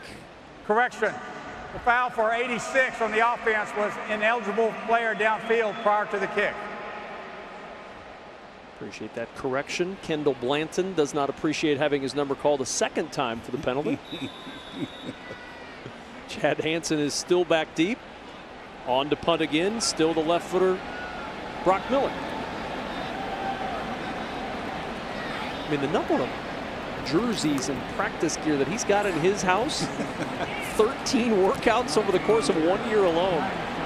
As Hansen will call for the fair catch, and pretty much in the same spot near the 10-yard line where the Texans will go to work. And also getting ready to go to work, Cub reporter J.J. Watt. All righty. He'll be here with us next. Our scoreboard this quarter is brought to you by BMW. 10-7 lead for the Houston Texans. In mere moments, J.J. Watt will make his sideline reporter debut. He is going to interview several of his defensive line mates on the field. We'll throw it to J.J. after this play. Karan Higdon is the running back. Webb on the roll. Throws it short. Jarrell Adams turns it upfield, out of bounds at the 17-yard line. And let's welcome in the 4th member of our crew, J.J. Watt. What's going on? J.J. Watt here, Houston Texans sideline. 3 of my defensive linemen, my favorite guys on the team, nicknamed the Lunch Pail Crew. Brandon, why are you guys nicknamed the Lunch Pail Crew? I mean, just coming to work, man, with our lunch pails and just ready to work, no matter what the circumstances is. It's 3 guys, man. We all grinders. We just coming to work, man, and get the job done. Angelo? It's a mentality. It's a mentality. We come to work every day, no matter the circumstances, the weather. It don't matter. Nothing matters. We come to work. DJ, what are your goals for this season for the Lunch Pail Crew? What are you guys looking to accomplish? You know, obviously play good football, but that's a really boring answer. No, we're working on our album. We're trying to get, there we go. Our album probably dropped end of the year, so. What's it titled? We don't got a title yet. All right, we're trying to get some ratings here, so we don't need the boring answers. We want good answers. Well, you know, it's really hard. It's highly anticipated. You know what I'm saying? This interview was thrown on us. You know, you guys we still ready? We was ready, but we're not ready to let the information out about the LPC and the album. It hasn't even hit billboards yet. On a serious note, these 3 are 3 of the most important pieces of our team. They help me out a lot. Get to know their names. 92, Brandon Dunn, nicknamed Lamont. 97, Angelo Blackson, nicknamed Low, or Rari, because he has a Ferrari, yellow. It's pretty sweet. And DJ Reader, nicknamed Barbecue. Where's that come from? I be spilling sauce on them, boy. It's dripping. So much sauce dripping. Yeah. That's too much for the LPC. That's too much. You can't have sauce and be in the lunch pail. The lunch pail crew can't have sauce. Don't get too much. It's the sauce in the lunch pail. It's sauce in the lunch pail, okay? I don't know how long this interview is supposed to go, so we're just going to keep it rolling. We got more time, Drew? We got more time with the lunch pail crew. No, if you could play any other position, what would it be? Quarterback. Why? See, I got a cannon. That's why, because I got a cannon. I want to play running back. I want to run somebody over. I'm going wide out. We averaging 60 points a game. Offense. We got the whole offense. The whole offense over here. What did you play? I don't know. I guess with this team, I'd play O-line. Somebody's got to protect you guys. I'll do it. I'll take the shot. I'll take it. With you guys, you're the quarterback. You can't scramble. We know that. What? He must wrap it up. We're wrapping it up. Guys. Wrap it up. We got to wrap it up. Back to you guys in the booth. Bob, Mark, and Tom. Have a great rest of the game. Thank you, JJ. Boy, that was fun. Oh, DJ Reader. He says he's going to start a barbecue joint with a sign on it that says, "You need no teeth to eat our beef." First down run by Higdon gets a yard, and it's 2nd and 9. Hey, you know, JJ, 2016 CMT Awards? He started that with I guess as a presenter, and then he came back in 16 and actually co-hosted the thing. So he's got some experience. He actually went in his producer mode there for a minute too, yeah, right? He's got some broadcast chops. He's got a few more years on the field before he starts moving into a booth near you, though. 2nd and 9 for the Texans. Webb on the roll, throwing on the run. There's Johnny Dixon again. Yeah. And Dixon, as he got back up, lost a yard or two in the transition. Tackle made by Ramon Richards from Oklahoma State, but a first down for the Texans. Now the coaching point on this end cut is when Johnny Dixon breaks this, he's got to come flat. If from the other angle, you can see he's actually drifting away from the ball. You know, you got to come flat, parallel to the line of scrimmage. You can see as he comes out of his break, see how he's drifting at an angle? You got to come flat across that. That opened up for 16 yards. Could have been more than that if he had come flat and been able to turn upfield vertical. From the Ram 47, Webb off play action. Nice. Looking deep. He's got Hansen on the sideline, and it's intercepted. Swooping in is Ramon Richards. And Richards across the 40 before Jarrell Adams pulls him down at the 41. Hansen was open for a moment, and then Ramon Richards took it out of the air and took it away for the Rams. Fans, we asked you earlier in the game to use hashtag Texans Game Day to show your Texans pride. Here are some of the photos that we have seen tonight on this final preseason game day. Ready for some football? Go Texans. Be a bell of the Frenchie. Doggone it. We are Texans. On the field, no less. Yeah. Not bad seats. Not a bad seat there either. It's the best seat in the house on shoulders a pop. Mobile seat too. We came early. Why not? Come early, stay late. Final preseason game. Texans will open up the home slate September 15th against Jacksonville. Allen on first down, the handoff. And Justin Davis picks up 4 to the 45-yard line.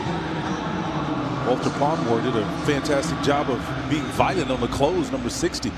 Boy, he finished strong. And you know, sometimes when a guy darts like that, you wonder his motor is running at a higher level than everybody else's because he's seeing and reading and reacting like he's supposed to play that interior line. Saw a little bit of second-round pick Lonnie Johnson right at the start of the game in the secondary. We've not seen much of him since. Just got a feel for the game, and he has been down. A lot of guys fighting for opportunities out there right now as tackle made by Johnson after a first down is gained to the 44-yard line of the Texans. The catch and finish by Simba Webster. Yeah, John Johnson did a nice job of finishing that, moving the chains. And again, it's all about understanding where you are relative to the sticks in this particular case, and seeding when you've gotten as much yard as you possibly can. That one good for 11 yards.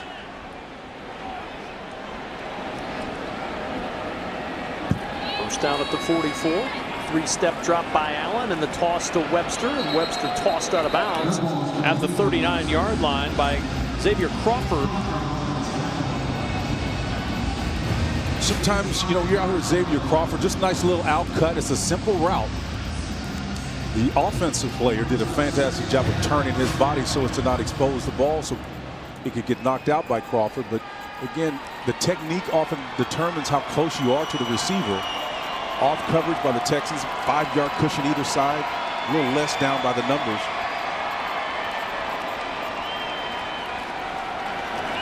Davis, a little hole on the right side, tripped up by Tracy Sprinkle right near the yardage needed for the first down at the 34 of Houston. Yeah, Tracy Sprinkle from his defensive end position was saved a big one. That was about ready to pop out of there. Again, it's really about understanding your whole, your responsibility, your assignment. And once again, that reoccurring term that we use, we talk about playing with integrity. It's like a glove. It's got a digit in each one of those spaces called gaps. And every player's got to be responsible for theirs.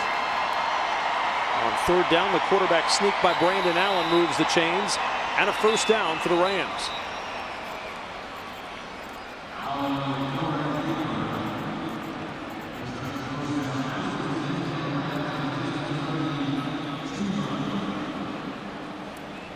Romeo Crennel is going to give his club a chance to defend here and develop some character.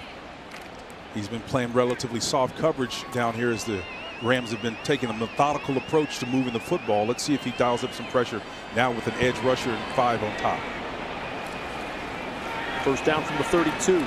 Allen over the middle, off the fingertips of Kendall Blanton. Tight end went up for it at the 9, couldn't pull it in. Terrell Adams out there on the coverage, and it's second down.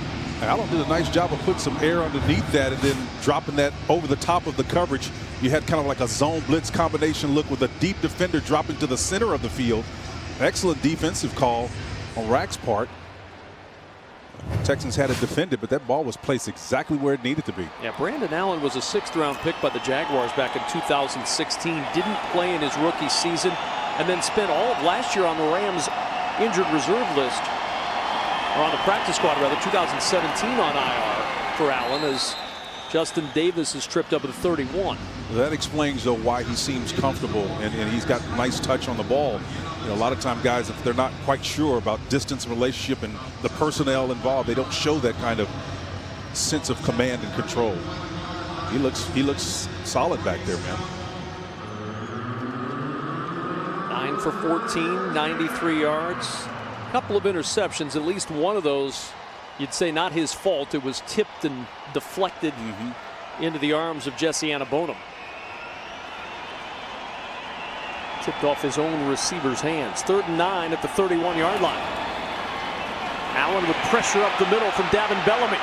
Allen on the run, and Allen slides short of the first down. Excellent adjustment, by the way, from A.J. Hendy, who was on his way in, and when he saw the slide, flattened out Spencer and dove right above the quarterback. He did. I think the coaching point here for Bellamy is when you come underneath here, you want to come to the outside shoulder of the rusher. I mean, you know defensively where the lack of integrity is. Once you vacate that edge, you know the outside is vulnerable.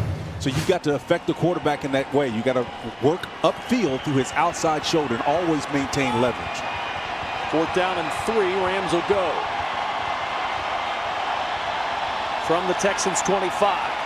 Allen throws, catch is made. Davis with a first down, and Davis knocked out of bounds by Terrell Adams at the 12. Yeah, Texans got caught in numbers matchup there, brought 2 off the right side, and again, leaking that back out of the backfield, or if it's a receiver, it can be tough if you don't see him and identify him early.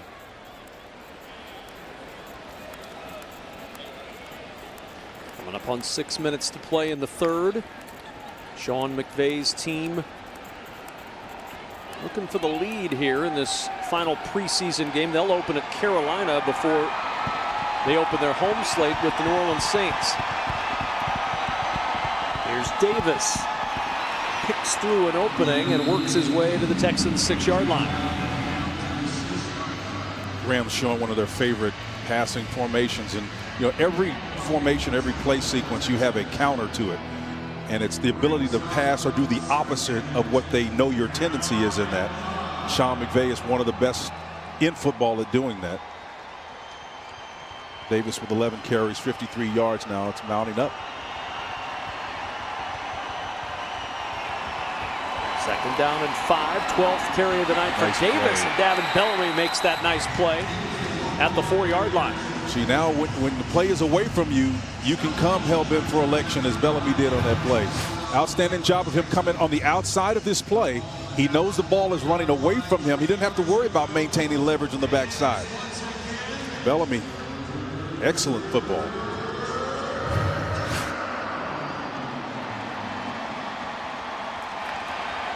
Third down and a short 3 for the Rams. It'll be Davis again, and Davis will walk into the end zone for the touchdown. There is a flag down, though, back near the line of scrimmage.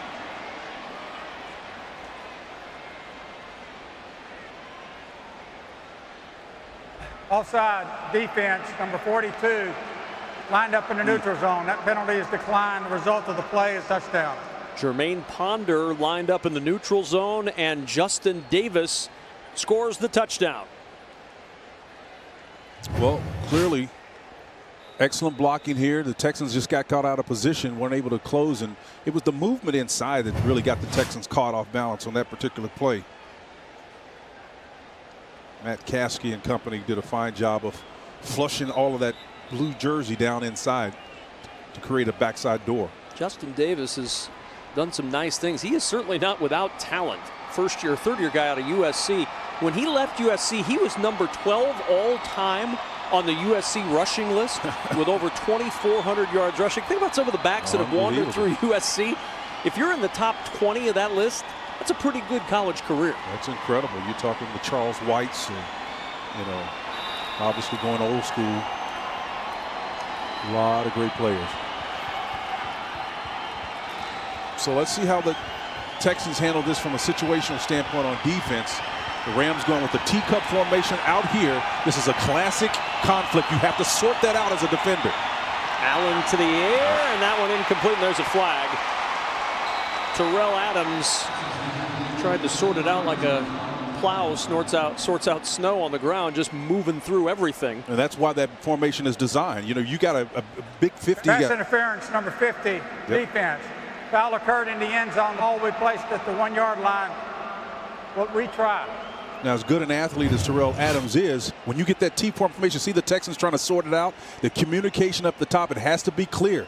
You want the perfect matchup. You don't want a linebacker trying to cover what would be a slot receiver. That's a bad mismatch. So if you get a natural rub out of that bunch formation, he's going to come open more often than not. And these big guys, they get anxious, matched up against a skinny guy, and they're saying, hey, I got to get there, I got to get there. The next thing, they're mugging him. So another chance for 2. Davis is the single back, and it's Davis who gets the call, and Davis in for the 2-point conversion, and the Rams now lead at 15-10, capping that 12-play 59-yard drive with a successful 2-point conversion. Jesse Hannibonham was there, but Sean McVay's unit kind of methodically working down the field, and Davis punches it in. It's a nice job of just basic football, hat on hat, man on man. Rams win. And the Rams have the lead, 4:29 remaining in the third, and the Los Angeles Rams with a 5-point lead, 4:31 remaining in the third. Kevin Kugler, Spencer Tillman, Drew Doherty, our entire Texans television crew back for the final preseason game of 2019. Regular season for the Texans opens up a week from Monday in New Orleans. Johnny Dixon from the 2-yard line. Go Johnny. Looking for a little room to run. Pretty good coverage by the Rams as he's stopped at the 22-yard line. Visit the Houston Texans team shop in Bud Light Plaza at NRG Stadium for the largest variety of Texans merchandise in Houston. Just delivered new apparel from Nike Golf, Vineyard Vines, Tommy Bahama, and more. Open Monday through Saturday, 10 a.m. to 5:30 p.m. Big hats, too. Shop the official online store anytime at shop.houstontexans.com. All hat, no cattle.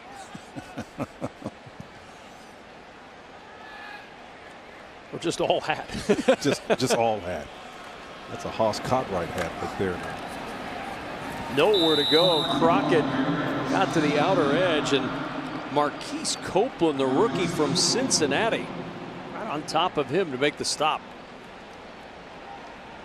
Well, as Coach O'Brien talked about at the break, you know, guys are trying to fly around and make plays, and you got to anticipate that. This is big time for him. He's got a smile on his face for a reason. I think he's seeing some things, some guys working hard, having fun. 2nd down and 10 at the 22-yard line. Webb from the pocket. Good throw and catch down at the 30-yard line. A little slow to get up, though, is Jordan Thomas. That is not good. I thought he got Jordan. I'm not going to speculate, but I thought he got him on the elbow. And, you know, sometimes when you're turning, that ball is on that back shoulder. Tough blow. Jordan Thomas, 4 touchdown grabs a year ago. Tied for the 2nd most by any Texans rookie in the history of the franchise. He's down on the turf.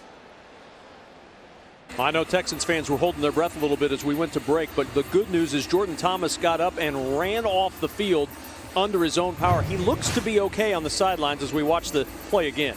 Well, the ball was on the inside shoulder. I thought he got hit on the elbow, back of the elbow. Looks like he may have gotten the wind knocked at him, but maybe a shot to the rib area with the ball up a little bit high. Maybe just burped him a little bit, knocked the wind out of him. But you're going to need him. He's 6'5", 277 pounds. You talk about being able to be flexible and do some things with him on the line to block. That's important. See the numbers in the preseason. He was slowed early by that hamstring injury, just kind of getting himself back into rhythm and into shape to play for the season. As Webb on 3rd down is going to be thrown for a loss on the play. It's a really good defensive play. Breaking into the backfield, that's Landis Durham, a rookie from Texas A&M, who makes the stop.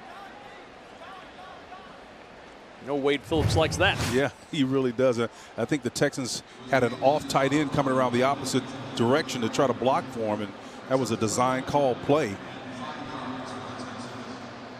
Jarrell Adams was the tight end making his way around to be a lead blocker for Webb. Didn't quite make it. Brian Anger to punt it away. Austin Prohl, the deep man for the Rams. Another good punt. Yeah, great punt. 17-yard line is where Prohl fields it, and he's out of bounds near the 25. Well, there is still a decision to be made at punter. Brian Anger is helping his case tonight. He has boomed some. That one 56 yards. Well, he's been in principle. He's been punting angry, it seems like. Man, he got a lot of foot in that one. Excellent job. He's got his game face on now. Or game foot, if you Game prefer. foot? I think game foot.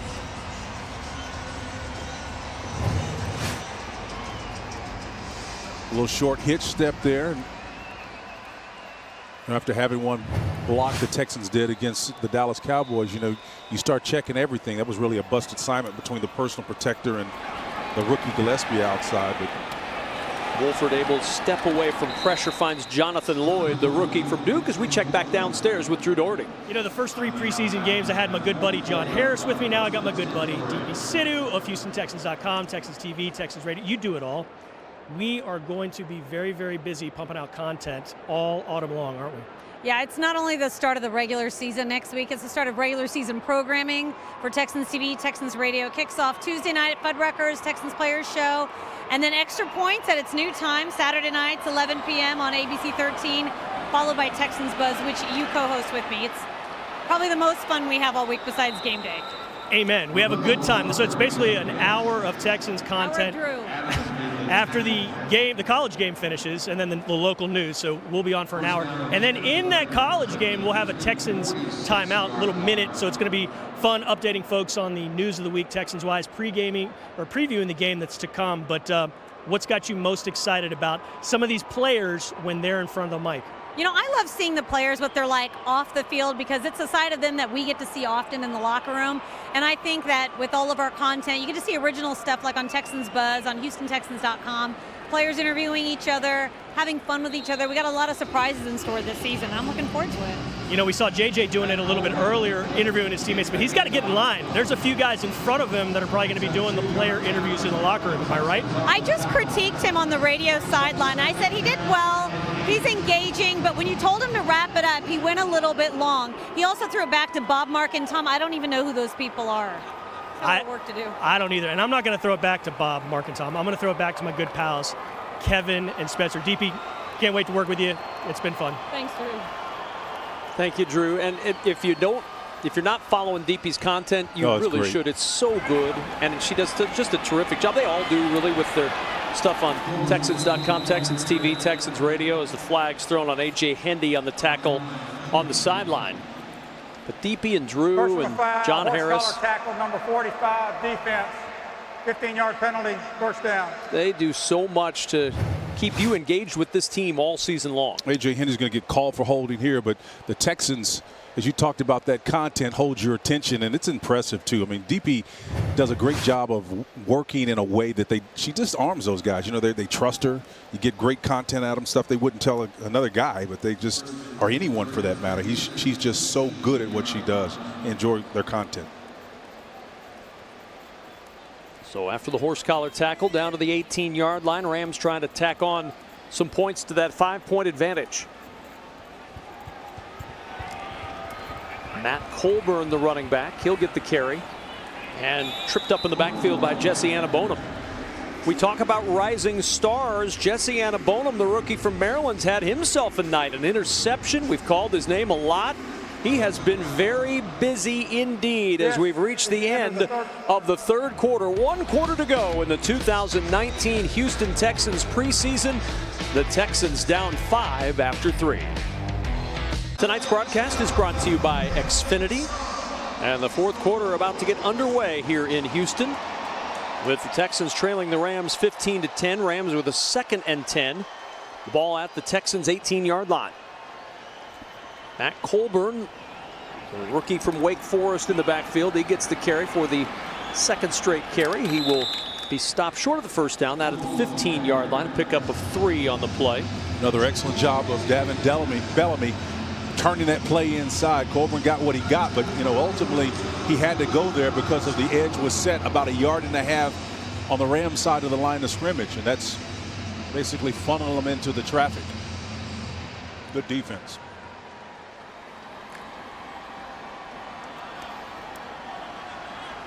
Third down and 7. John Wolford, the quarterback. Jonathan Lloyd, the motion man for the Rams.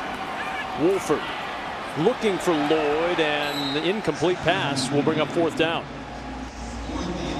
Wicked pressure coming off the field side blitz, man. A nice blitz. The quarterback picked it up, but the Texans' pressure was really impressive. You can see it comes twice here off the edge. You got to make a decision if you're an end blocker who you're going to block. Sometimes it's really difficult to sort that out. Chandler Brewer's had a tough night tonight dealing with President and Adams, and all those guys have been coming off the edge, giving him really tough looks. 4th and 7 at the 15-yard line, and the Rams will go. Another pressure package look coming off the numbers. Wolford, back corner of the end zone, over the shoulder grab by Webster, and that is a touchdown.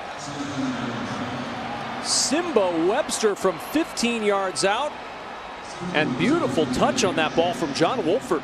Wolford really did put great touch on that ball, and it doesn't get any better than that. He got him isolated on the outside. The pressure was coming opposite of him. Steps into that throw, what's just over shoulder, and up Simba. He went and got it and brought it down.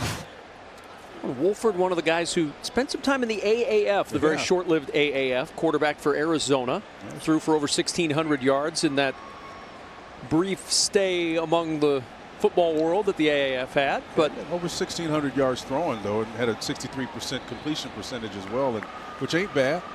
14 touchdowns, 7 interceptions. Well, he's taking that experience and now in a battle to be the number 3 quarterback on the Rams roster. Not a bad jump. I love it.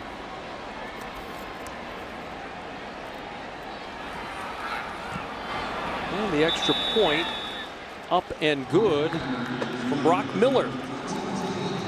And a 22-10 lead for the Rams. Let's go back downstairs. Drew Doherty standing by with Texans president Jamie Roots. That's right, Jamie Roots. You talk all the time about the 3 big initiatives of the Texans, and one of them is doing great things for the community. Texans have a great history of that. Right. What's got you excited about that, though, 2019 and beyond? Well, in this past year, we raised over $2 million for important causes all across our community. Got a card here. We had a United Way campaign that was almost $1 million, and to date we've raised well over $32 million in addition to all the flood relief efforts that we've done. So it just keeps getting better. Why was that so important to Bob McNair? Well, Bob talks all the time about we are not the owners of the team, we are the caretakers of a community asset. And we have a tremendous platform that we can inspire others to help, their neighbors in the community raise money for important causes. Like Don Shula said, I know of no other way to lead than by example, and we try to set an example in the community. October 6, 1999, McNair gets this 32nd franchise. It comes to Houston. How perfect is it that October 6th this year, 20 years to the day, he's going to go in the Ring of Honor and Founders Day begins? Well, you mentioned Atlanta, so we play the Falcons. It's also the October 6th date. It's providential. I mean, it's an opportunity for us to induct him into the Ring of Honor and to establish a day called Founders Day. So forever forward, on that date every year, we have a chance to celebrate the impact that Bob and his family have had on the community and that they continue to have here in this region. How important was he to you? He was really a great mentor to me. I miss him every day, as does our entire organization. But we are so inspired to realize the fullness of the vision that he had, which would be a championship for Houston. That's where I hope we're headed. Yep, and we see those players on Tuesdays. They're free Tuesdays throughout the season, getting out and doing great things for the community, don't we? Really amazing, because those guys, people don't realize it, that's their one day off. And they are spending it out, connecting with the community that means so much to us. On a game day, we have 71,000, and throughout the week we have a chance to say thank you. So each week our guys are really amazing stewards of the community and go out and do that. All right, thanks so much for the time, Jamie. We're going to kick it back up to the booth. All right, guys. All right, Drew, thanks so much. Our timeout was brought to you by NFL On Location, the official fan travel provider for the Texans trip to London in November. Visit HoustonTexans.com to secure your package today. Just listening to Jamie talk about the late Bob McNair just really touches, the 81 years he was here on planet Earth. He made the world a better place, Houston in particular, beginning back in 1960 when he and his lovely wife Janice came here. He is an advocate. He's everything a city could want.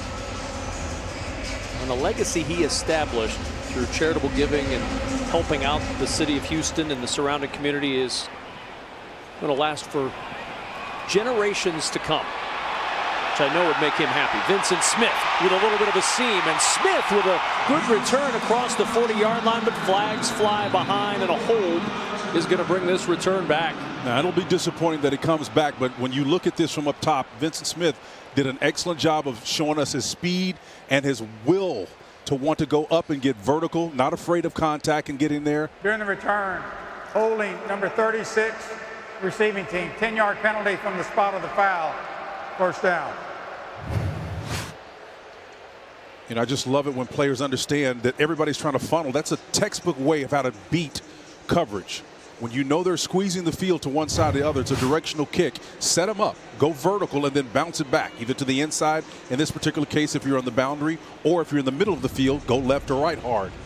It's tough for guys to redirect. Even the most athletic types can't redirect running full speed at you when you lull them in like that. Now, Vincent Smith is such a great story. The first player in limestone history to be in the National Football League, and his head coach in college was former NFL wide receiver Mike Furry. We were talking with Vincent Smith earlier, and he said, Coach Furry woke me up. He said he directed me to what I could be. He saw right away that I could be an NFL wide receiver, and he said the first time he met me, he said, I reminded him of Isaac Bruce. 5th all-time in the history of the league in yards. That's a strong comparison, as Jordan Ta'amu is in at quarterback, and the first toss for Ta'amu is completed to Tyron Johnson. The numbers for Jordan Ta'amu in his final year at Ole Miss, second in the SEC in passing yardage, 19 touchdowns, 6 rushing touchdowns for Ta'amu. He came in when A.J. McCarron was hurt up in Green Bay. The good news, by the way, on the A.J. McCarron front, watched him during warm-ups. He was out throwing the football, the right hand taped up a little bit, but he had a little zip on that football in preseason warm-ups, or pregame warm-ups rather, to close out this preseason. 2nd and 5. Pressure coming. Tomlin in trouble, and he's sacked. Obonaya Okoronkwo, who has really made a surge, first-year player out of Oklahoma who did not get any action last year. He was injured. Well, he came a lot effective when he was a Sooner, and he shows you exactly why he was so dangerous. And again, you know, Otaru has got to be able to sense that and then minimize his loss, which I think he did on that play. Really didn't have any choice. But he came out of that system with Phil Longo, who's now North Carolina's offensive coordinator, and he was at Ole Miss, and they had a lot of great receivers to throw the ball to. Okoronkwo in on that tackle again. First contact was from Ramon Richards. Okoronkwo, native of Houston, A-Leaf Taylor High School product, has seen his snaps increase each week in the preseason. He got 84% of the defensive snaps last week. The 5th-round pick, they're just trying to see what they have with this guy who was out all year with the injury last year. When he got in week 2 of the preseason, it was his first action in 593 days in a game of any kind. Well, he was highly productive when Mike Stoops was the defensive coordinator there at Oklahoma. So he was a player. They used him outside, inside some, and kind of treated him like a star or a Viper type player. This punt from Trevor Daniel. Good punt from Daniel, and good coverage by Jester Weah. Nowhere to go for Prohl as Jester Weah was right on the doorstep and slammed the door in the face of Austin Prohl. Jester Weah played this excellently. You wonder how special team guys covering doesn't have eyes in the back of his head. Watch him keep the defender off of him, but he anticipates it and waits till the ball is placed in the return man's hand. Then he makes contact with him. I mean, that's just great awareness.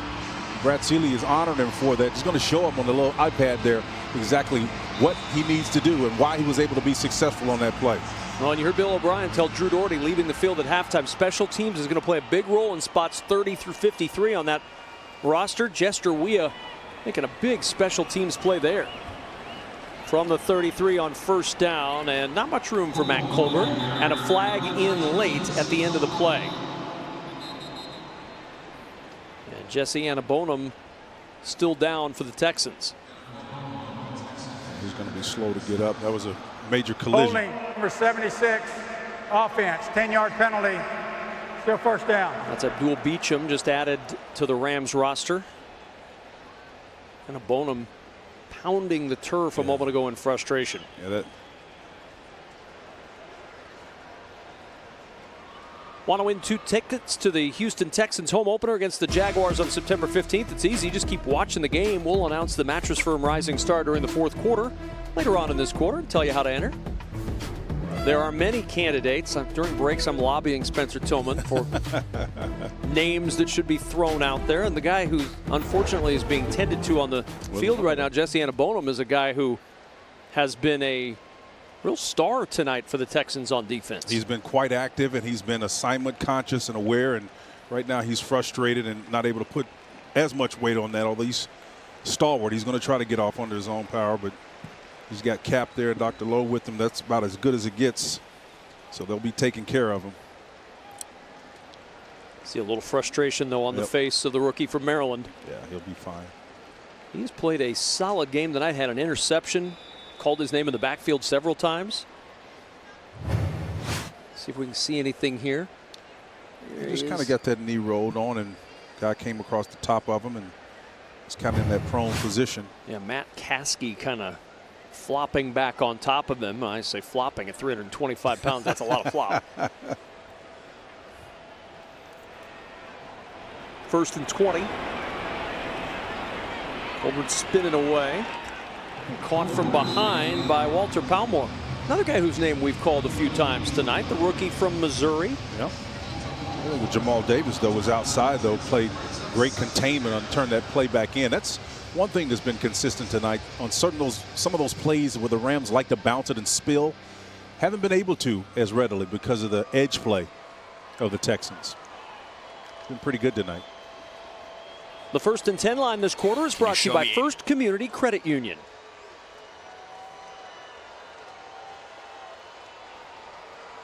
Second down and 19. Allen over the middle. Catch made by Prohl. Immediately stopped by Jameel President. Just shy of the 30-yard line. Well, they'll play zone and cede those yardage because it's a long way, as you pointed out, to a first down. And Texas is going to try to wait them out, play zone coverage behind it, and see if they can force a punt. First catch of the game for Austin Proehl. We've seen him on kick returns aplenty. Romer Cronell is one of the best in the business, man. He's just such a creative mind. The way he's able to take different personalities and body types and play them in a flexible position. You've got to be able to be flexible to play his defense. 3rd down and 14. Allen to the sideline. Proehl's second catch of the night, and Proehl thrown out of bounds by Brian Body Calhoun. Body Calhoun's played most of this night. The 4th-year man from Minnesota with another stop, and it brings up 4th down. Successful defensive play. Texans just rushing 4, so they're able to affect enough pressure. Ball was forced to be thrown underneath. Body Calhoun does a nice job of defending and getting the receiver out of bounds. If you need any Gatorade, you've got to go through Brian Body Calhoun. Sitting on the aid, man. The keeper of the aid.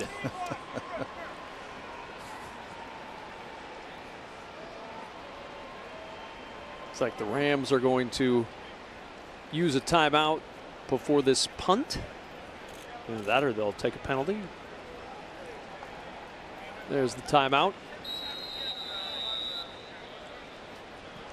This is the first charge timeout, Los Angeles. 30-second timeout. 8:53 to go in the 4th. Rams getting ready to punt it away. Don't forget to visit the Houston Texans team shop in Bud Light Plaza at NRG Stadium for the largest variety of Texans merchandise in Houston. That new apparel is there from Nike Golf, Vineyard Vines, Tommy Bahama, and more. Shops open Monday through Saturday, 10 a.m. to 5:30 p.m. and the online store has no hours. It's open all the time. Shop.HoustonTexans.com is that online address. Get you some new gear. Get geared up for the new season. Brock Miller's 4th punt. He's averaged 47 yards on his first 3. This one's sky high to Chad Hansen, backs up to the 15-yard line. And Hansen trying to find some room down the sidelines, out of bounds across the 25. Pretty nice return by Chad Hansen, tiptoeing his way to the 27, and a timeout here at NRG Stadium. A portion of this broadcast is brought to you by Reliant, the official energy provider of the Houston Texans. By First Community Credit Union, the official credit union of the Houston Texans. And by Kroger. Shop online and choose same-day pickup. Our scoreboard this quarter is brought to you by Papa John's Houston, and on that scoreboard it shows a Rams 22-10 lead. There was an injured Ram on that kickoff. Simba Webster was a little slow to get up. He's stretching out on the sidelines. Joe Webb back in at quarterback, and Webb to the air on first down. At least he'll try to be to the air. That ball thrown out of bounds as he was under some big-time heat from Landis Durhams. We go back downstairs to Drew Doherty. Yeah, I got the man in the middle with me, Benardrick McKinney, inside linebacker, coming off a Pro Bowl season. So I imagine the wait since early January for what we got a week from Monday night has been a long one. But you're ready to go, aren't you? Oh, yeah, I'm definitely ready to get back in the season, man. Been an exciting off season for me and the team. Just trying to take it one day at a time and just trying to be the leader that I am and just pick up everybody. In addition to being a leader, what sort of things did you work on as part of your game to get better for 2019? First, I had to keep my weight down, so I did a lot of hard conditioning just to keep my weight down, try to stay in shape, try to work on my flexibility because I get tight quick, but just trying to stay in shape. This defense as a whole, I know you guys are very, very excited about it. You're part of a group at linebackers that it's one of the strengths of this team. What do you guys do so well as a unit, you think? Just chemistry. OB does a great job letting us know that we have to know our players, know our teammates. We're just doing a lot of things in the offseason together during the season. OTAs, just doing just small things, just trying to get to know each other, and that's going to be a big help for us, just team chemistry. Next time you're on the field, it'll be the Superdome. It'll be against a future Hall of Famer in Drew Brees, who's got a lot of weapons around him. What's the challenge there for you guys on defense? It's going to be a challenge for us. Drew Brees is a great quarterback. They got a great running back. But we're going to just play our style of football. We got a great D lineman, J.J. Watt. A lot of those guys, D.J. Reader, great linebacker core. We're just going to try to stop the run and just fly to the ball and have fun. All right, guys, he's really calm right now, but when you put a microphone in Benardrick McKinney's hands, I'm going to say it, he's better than J.J. Watt. What do you think about that? Oh, most definitely, man. I like to have fun, man. I like to crack jokes. I like to see people smile. I like to just pick up the people down. I like to make them smile. I like to have fun. Got a sense of humor. He's playing coy. He calls it Lambeau TV, so we got to wrap it up. I'm cool right now, man. Lambeau TV coming soon. Lamborghini Mac, B-Mac 55. I'm out, baby. There you go, guys. Hey, Drew, I got the series for him. You got to have Mike with a mic. That's what you call it. Yeah. Mike with a mic. How about that? Mike linebacker with a mic. From the 29, nice little spin in traffic to get close to the first down.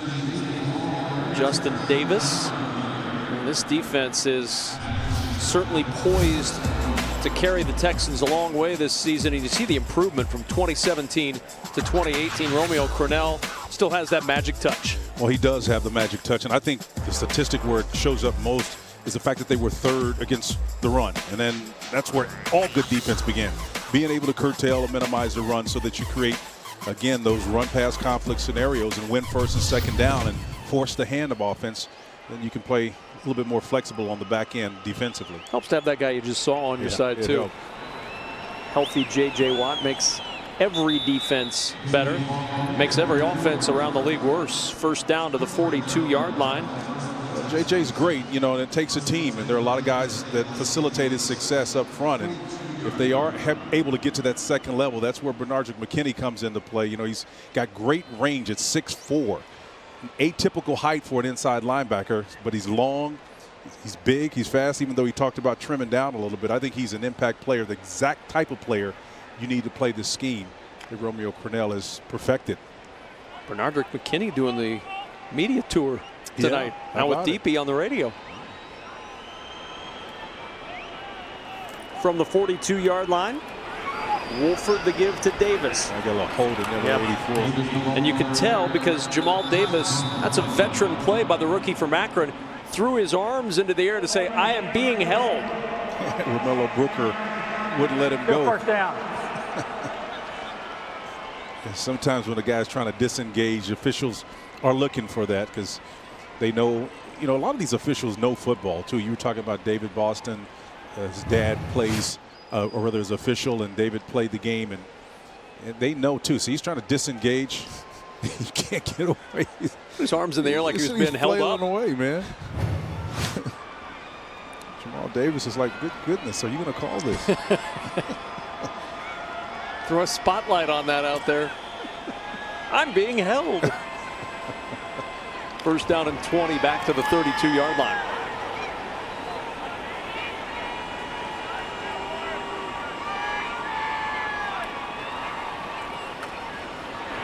Davis just tripped up in the hole. Good tackle around the ankles by Adams to the 38-yard line.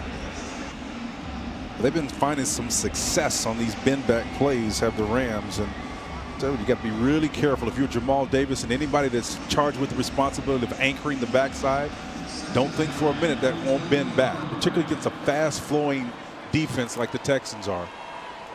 Davis has got 16 carries, 78 yards, and a touchdown. This has been a pretty solid outing for him. Well, and you remember all the problems the Rams had with running back health towards the end of last season. Had to go get C.J. Anderson off the shelf. Yep. Ended up rushing for 100 yards in a couple of games, including postseason action for the Rams. Flag down on this run by Colburn. The ball is out, pinballing around, and the Texans have it. It caromed into the arms of Terrell Adams, who comes up with a loose ball. I wonder if there was a face mask penalty down there on the spin move. Ruling on the field is a fumble recovered by the defense. Holding number 48 offense. That penalty is declined.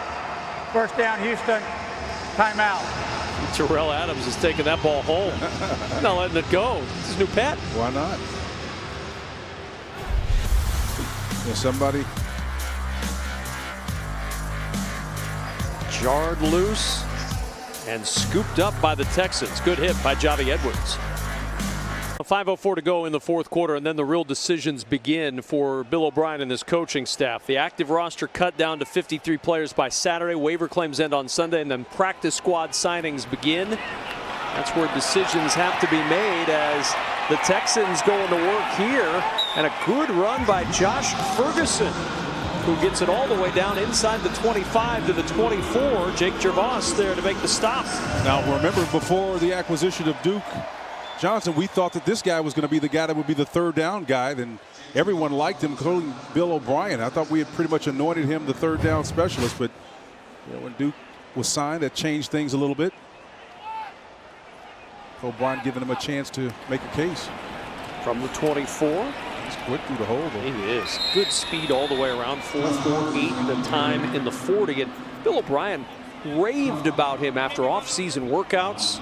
And you're right, Spencer. This was a guy that everybody thought was ticketed for that number 3 running back spot. Things have changed quickly at that spot, not only with the injury to Lamar Miller, but the trade to acquire Duke Johnson from the Browns. Webb in some trouble, trying to fight free, and he is snowed under at the 21-yard line. Loss of a couple there on the sack of Joe Webb. Holding on to it too long sometimes can be a major problem. And for a guy that's been in the league a while, you would think that that internal clock would serve him much better at this stage of the game, but he sure is exciting to watch.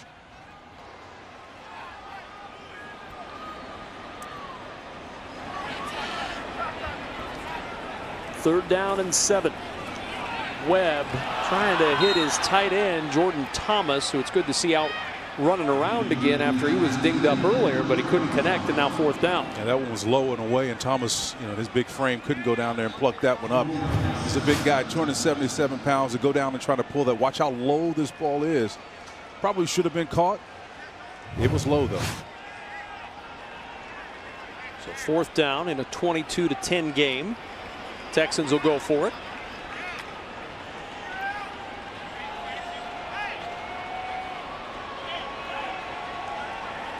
Haven't seen much flux in that offensive line tonight. It's not been a deep rotation for the Texans.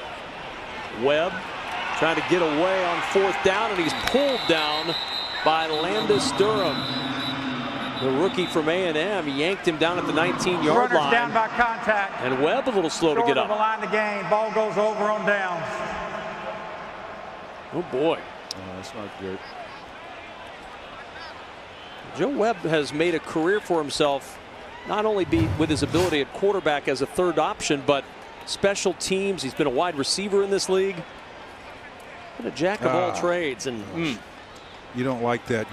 We call that getting dead. A lot of times when a guy pulls you down and puts his dead weight, rolls you up like that, that's the full weight of a player coming down on you. That's never good. Landis Durham. Whew. Let's just hope number 5 is okay. From the 19, Colburn the carry. Colburn across the 25 down to the 26-yard line. A.J. Hendy makes the tackle.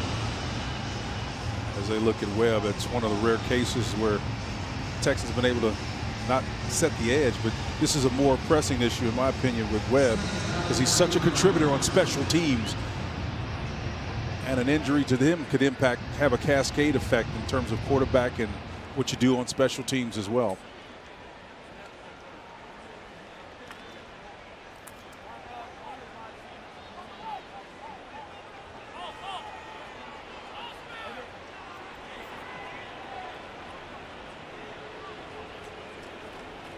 Another carry for Colburn, and Colburn nowhere to go. Lost a yard, in fact, back to the 25. Javi Edwards in the mix on that tackle. We want you to be part of the Houston Texans season ticket member family. Tickets for the 2019 season are already sold out, but you can reserve a spot on the 2020 priority wait list today. It's free to join, and members receive exclusive benefits. Visit HoustonTexans.com for more information.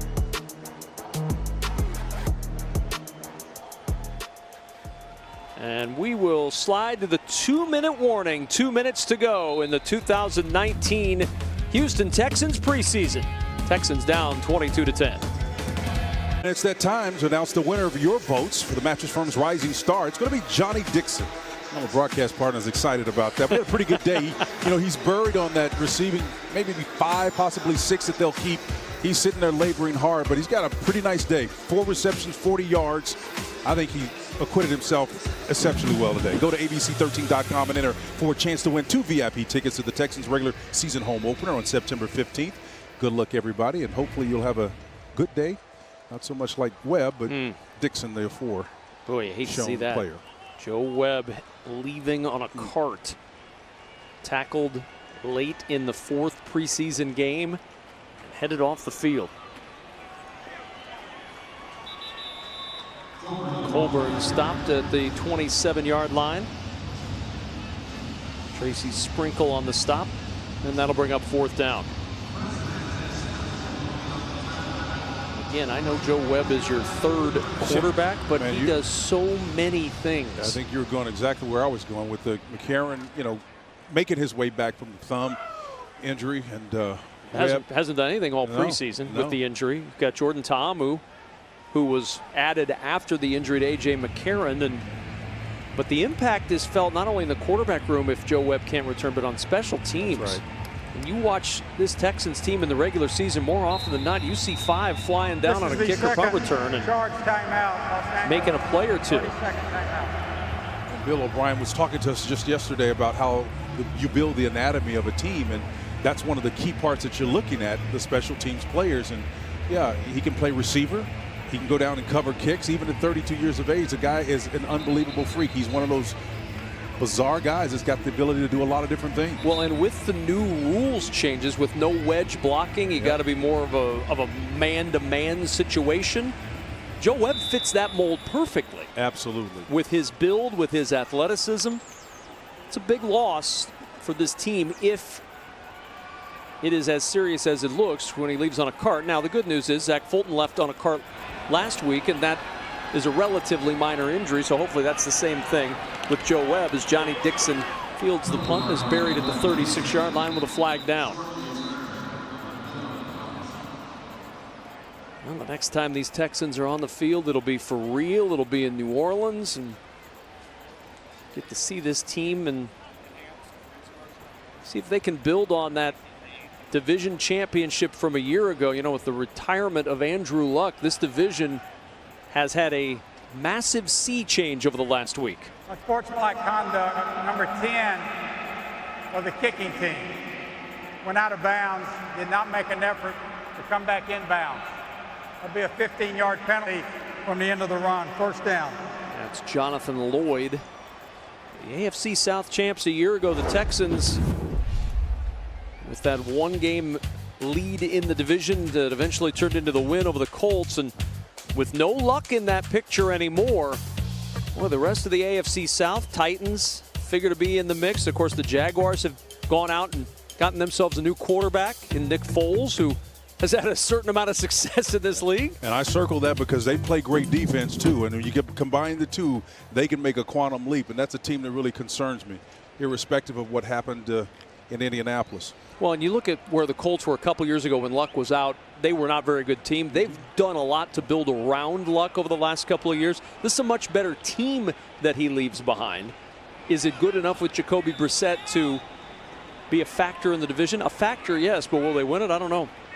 Jacoby Brissett, when he was with New England and they got the victory over the Texans a couple of years back, I look at that as not a one-off. That's not to disparage his skill set or his talent, but once this league understands who you are and what you're about, they will adjust to that style. You got to be able to do so much more in terms of the quarterback position with your head. And not suggesting that he can't, but I've not seen him sustain that. So I think the defenses will catch up to his style of play.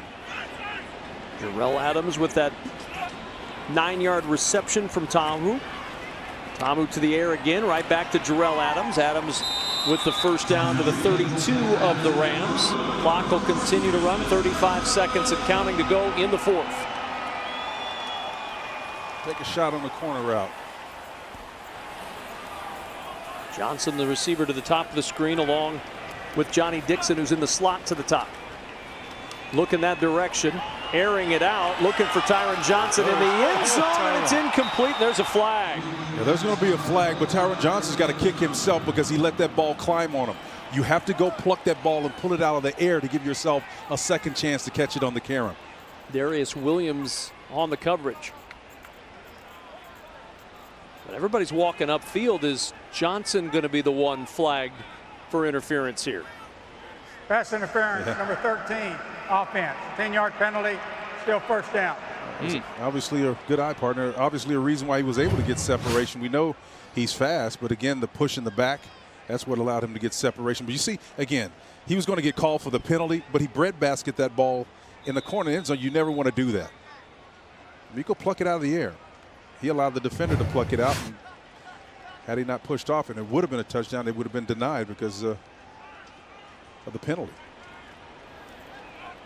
So first down and 20 now. Ta'amu under some pressure, able to break free.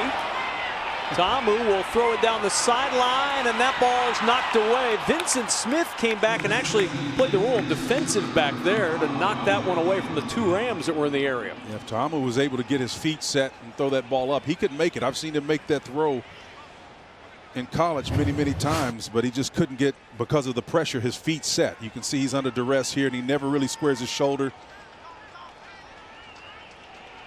Ball just a little bit short. 7 seconds to go in this one.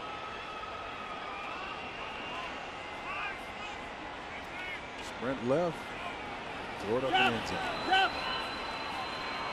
Ta'amu throwing it up for Johnny Dixon. That one intercepted. He overshot Dixon, and it ends up in the arms of Jake Gervais. And that is how this game and the preseason come to a close in Houston. That's the end of the ball game. The next time this team's on the field, it'll be for real in New Orleans to start the year on Monday Night Football against the New Orleans Saints. Bill O'Brien and his coaching staff with some decisions to be made in the next few days. Roster cut downs beckon. 53-man roster awaits. J.J. Watt, I'll predict, will be on that 53-man roster, and he'll be on the field to start off the season against the New Orleans Saints a week from Monday night. Well, there's some good and there's some bad. The Turk must ride. For those of you not familiar with the language, the Turk is the guy that has to deliver the news that you didn't quite make it, and there will be several who will get that news. But the positive side is there will be another team out there and another opportunity for them to try to make it. And particularly tonight, if they play hard, perhaps they've impressed. Tip of the cap to our Texans television crew for all the good work they've done this month. That'll do it for us from Houston. Don't forget the Texans open up next Monday night against the Saints that are back at NRG Stadium for their home opener against the Jaguars on September 15th. For Spencer Tillman, Drew Doherty, and our entire Texans TV network crew, this is Kevin Kugler saying so long from Houston. This has been a presentation of the Texans Television Network.